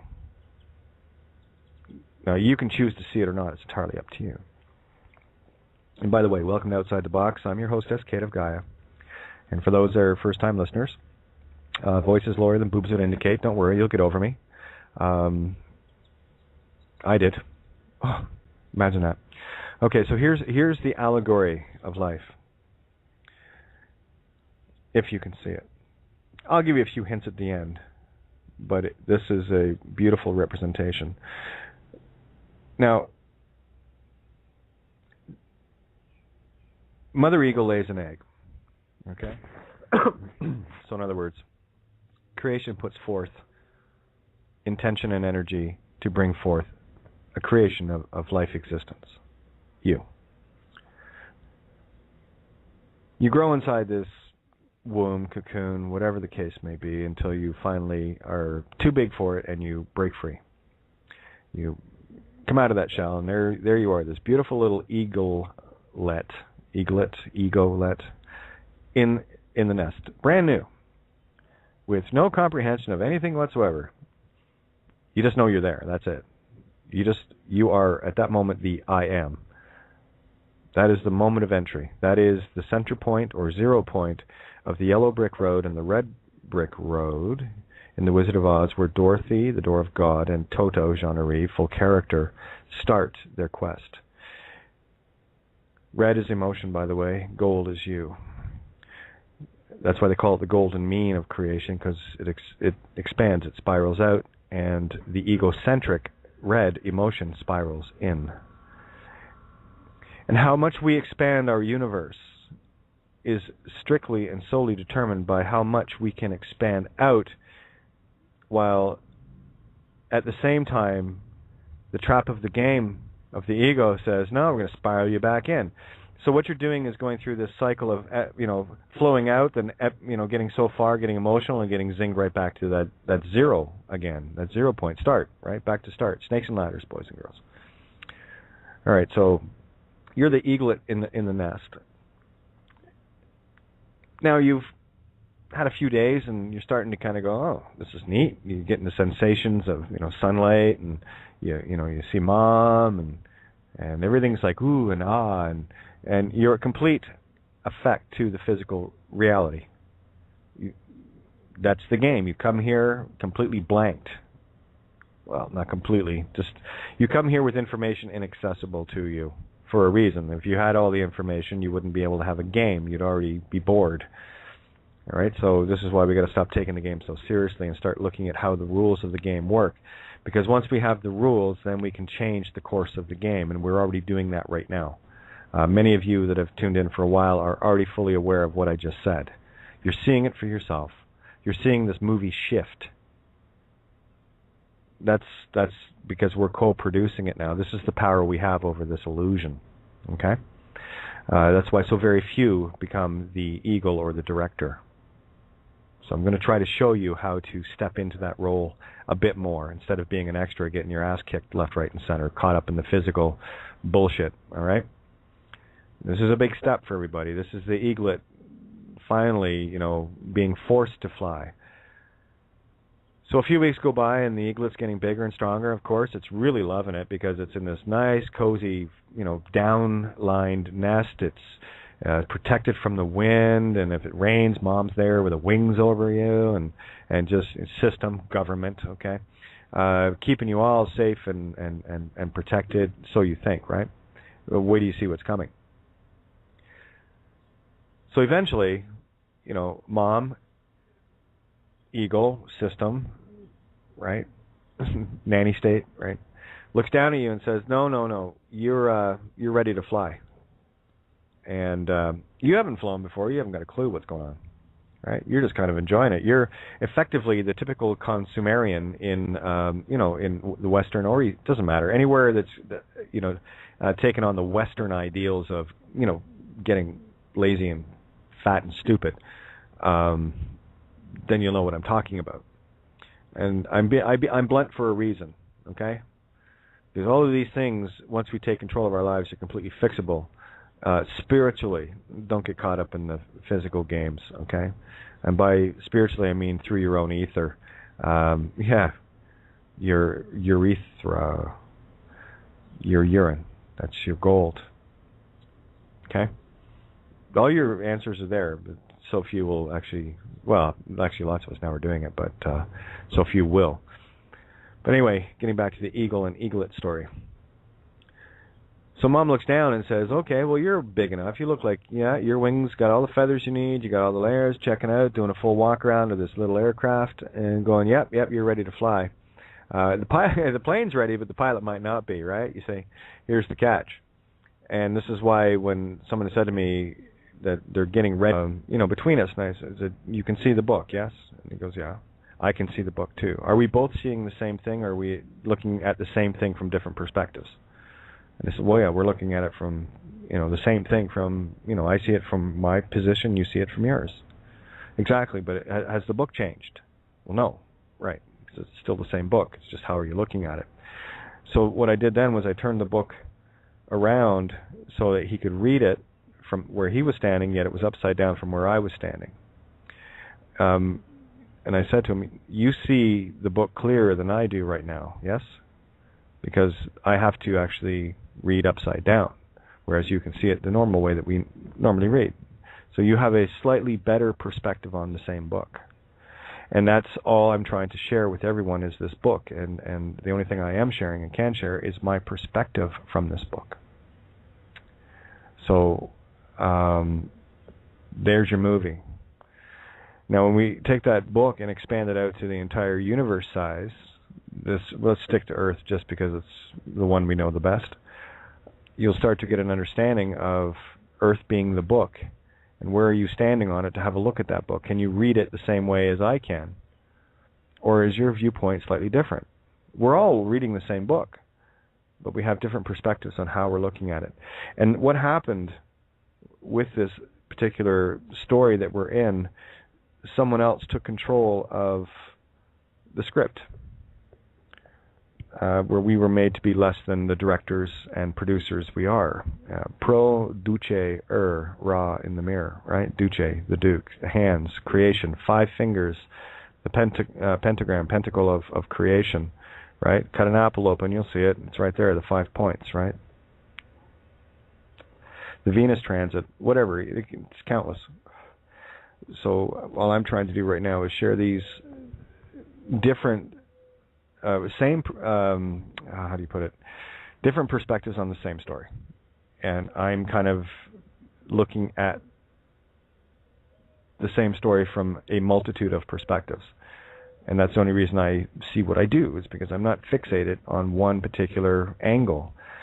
I'm trying to be a good director, and as I was saying to Eric, if you can visualize a chariot race scene with only one camera, how exciting would the movie be? Well, you'd have to pick a spot where you could see, most of the race, but you're going to miss most of the race as it goes around the track because you've only got one camera. So what I'm doing and what I'm counting on is to have a look at that racetrack from different camera angles, and those other camera angles are you. That's how we are the same, right? So, and I do like to put things into analogy so they're very easy to understand, and this is why truth is always written in allegory, analogy, metaphor. Because I can paint a picture that all can see, no language required, no tongue pledge, you see. I use this particular language to describe this picture, but inevitably what you will get is the visual, and that's all I'm interested in. That is the true creation, the visual. So, in the now moment, no less. So here we go. As a director, what I'm doing now is having a look at the chariot race with cameras placed all around the track. And those cameras are you. That's why I like to converse with the other cameramen on the set. All the world is a stage. Although that sounds very allegorical, we can look at it first literal in a physical sense, and you can take it to be, we're just kind of, performing with each other in a physical low-level game, which is true. Very, very literal. And allegorical, when you start looking at it allegorical, you start looking at it from a spiritual perspective. So that spiritual perspective looks at it, okay, all the world's a stage, which means that we are playing a grander game. We can see the physical, and we know that we are becoming cause over it by how we manipulate our player, our piece, our meat stick body, right, the physical. The ego, for the most part, is the one in control of the literal first version of all the world's a stage. And then the spirit is the allegorical, it's the cause over the physical once we regain that. So now that we've went literal and allegorical, what we need to do is go back to the literal and look at both at the same time. That's the Trinity. That's the third layer of looking at it, which is where I'm at. And what it's showing me right now is everything that is allegorical is now being reverted to literal again. You got to pass the veil to get the control back, to go back into the game. I'm writing an essay right now. I'm about 5-6 paragraphs in, so I'm going to be a little bit with this one. It's going to be a long one because there's going to be a lot of information in it to bring as much as I possibly can to light of what it is I'm trying to explain to you right now. This is like, I can't even call it fresh aha moment, but it's a culminating moment for me and how I'm looking at things. Now, the essay is going to be very, very straightforward. I will be outlining it in complete allegory form.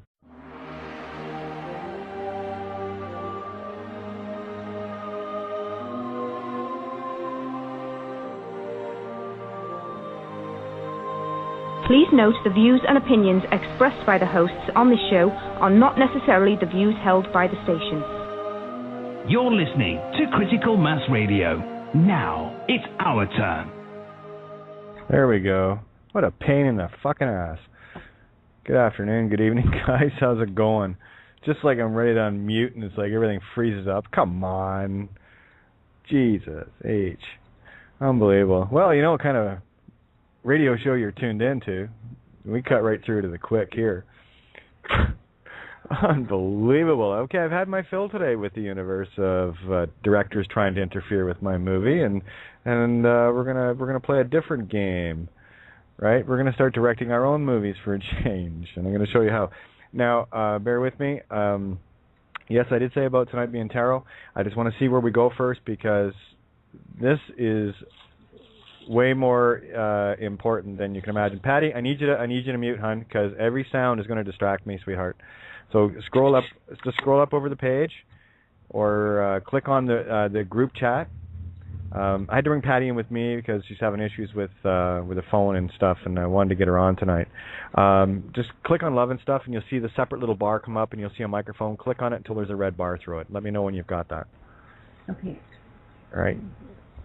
That's the other reason why I don't like bringing people in with me, because I can't control the mutes on their end. There's no issue with the individual. It's just with the inability for me to mute and sounds going off. The grip I have on what we like to call downloads is precarious at best. It's a very tenuous connection, and it takes very little to disrupt it. So, oh, did you hit the wrong one, Patty? I think she did. I think we lost her. Anyway, there we go. I do my best. All right, here we go. Let me see, where are we? All right, now I just got to get back on my train here again. Okay. Boy, did we get into some interesting territory last night, and it's been Epiphany Central since pretty much Thursday, to a download level that I haven't experienced in a while, and it's really exciting. Just when you think you know, where do I go from here? Then you shut up and the universe shows you. I went through the allegory. I'm not sure if I did it on air or in the recording part with regards to the story of the eagle and the eaglet. I was on the air earlier today with Trace and Dave from Wolf Spirit Radio. One of the things that I did discover that you've heard me talking about contrast, and until you see black, you don't know what white is, right? And that's the only thing I'm seeking now is the contrast. What am I needing to see in its own reflection of itself, the contrast between the black and the white, to find that 0 point, right?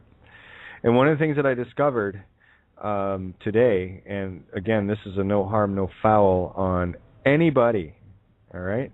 This is actually a compliment. And it really gave me a contrast as to where we've been at in this game and how we're playing it. Here, one sec, Patty just tagged me. I got to get this stuff out of my... okay, just rejoin via the Skype button. All right, just give me a second, guys. Let me sort this stuff out so I can get on Download Central here. Here, let me just pass this along, and let's get this... Because I do want to hear from Patty tonight, so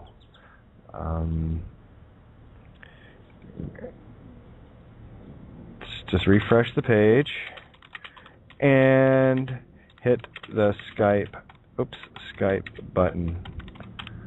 Log in via Facebook if you need to on Blog Talk. There we go. Okay. I think I'm going to spend one evening... couple of hours just going through okay. Well, charge your battery first. Charge the battery first. Battery first. All right. Yeah. So let me get back to the train tracks I was on. Okay.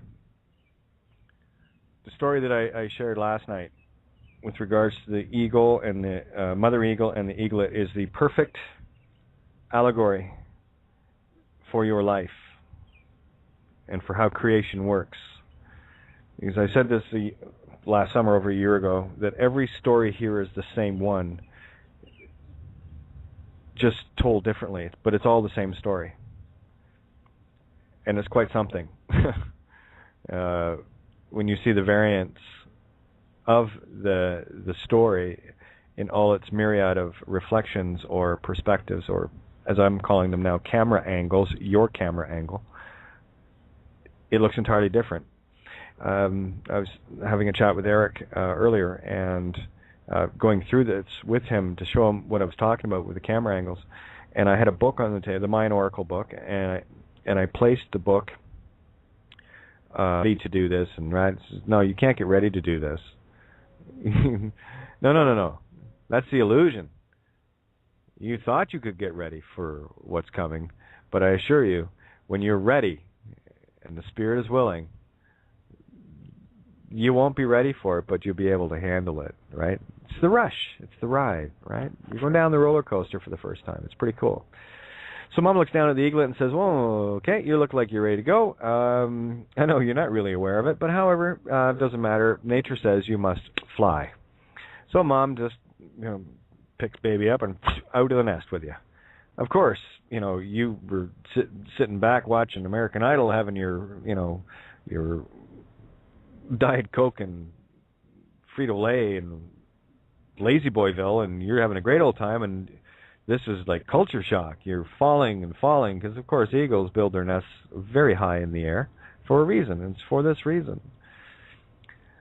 So you're like in a panic, and your arms are flailing, and you're grasping with your talons to find something to hold on to, and you're like, oh my God, you don't know what to do, you don't know what to do because you're trying to think your way out of this bullshit. Just before you hit the ground, Mother Eagle comes in and catches you on her back, and of course, as soon as you get that sensation of being caught in the arms of creation, universe, who will never let you fall, you will get exactly what you came here to learn. So stop blaming everything. You asked for it. You're going to get what you asked for. That's careful what you wish for. So baby eagle lands on Mama's back, and like soft landing with the feathers, and of course the talons just right into Mom, and to hold on for dear life. So Mom climbs and flies around a little bit, climbs a whole lot higher than the nest. No, this isn't a matter of taking the eaglet and putting it back in the nest. No.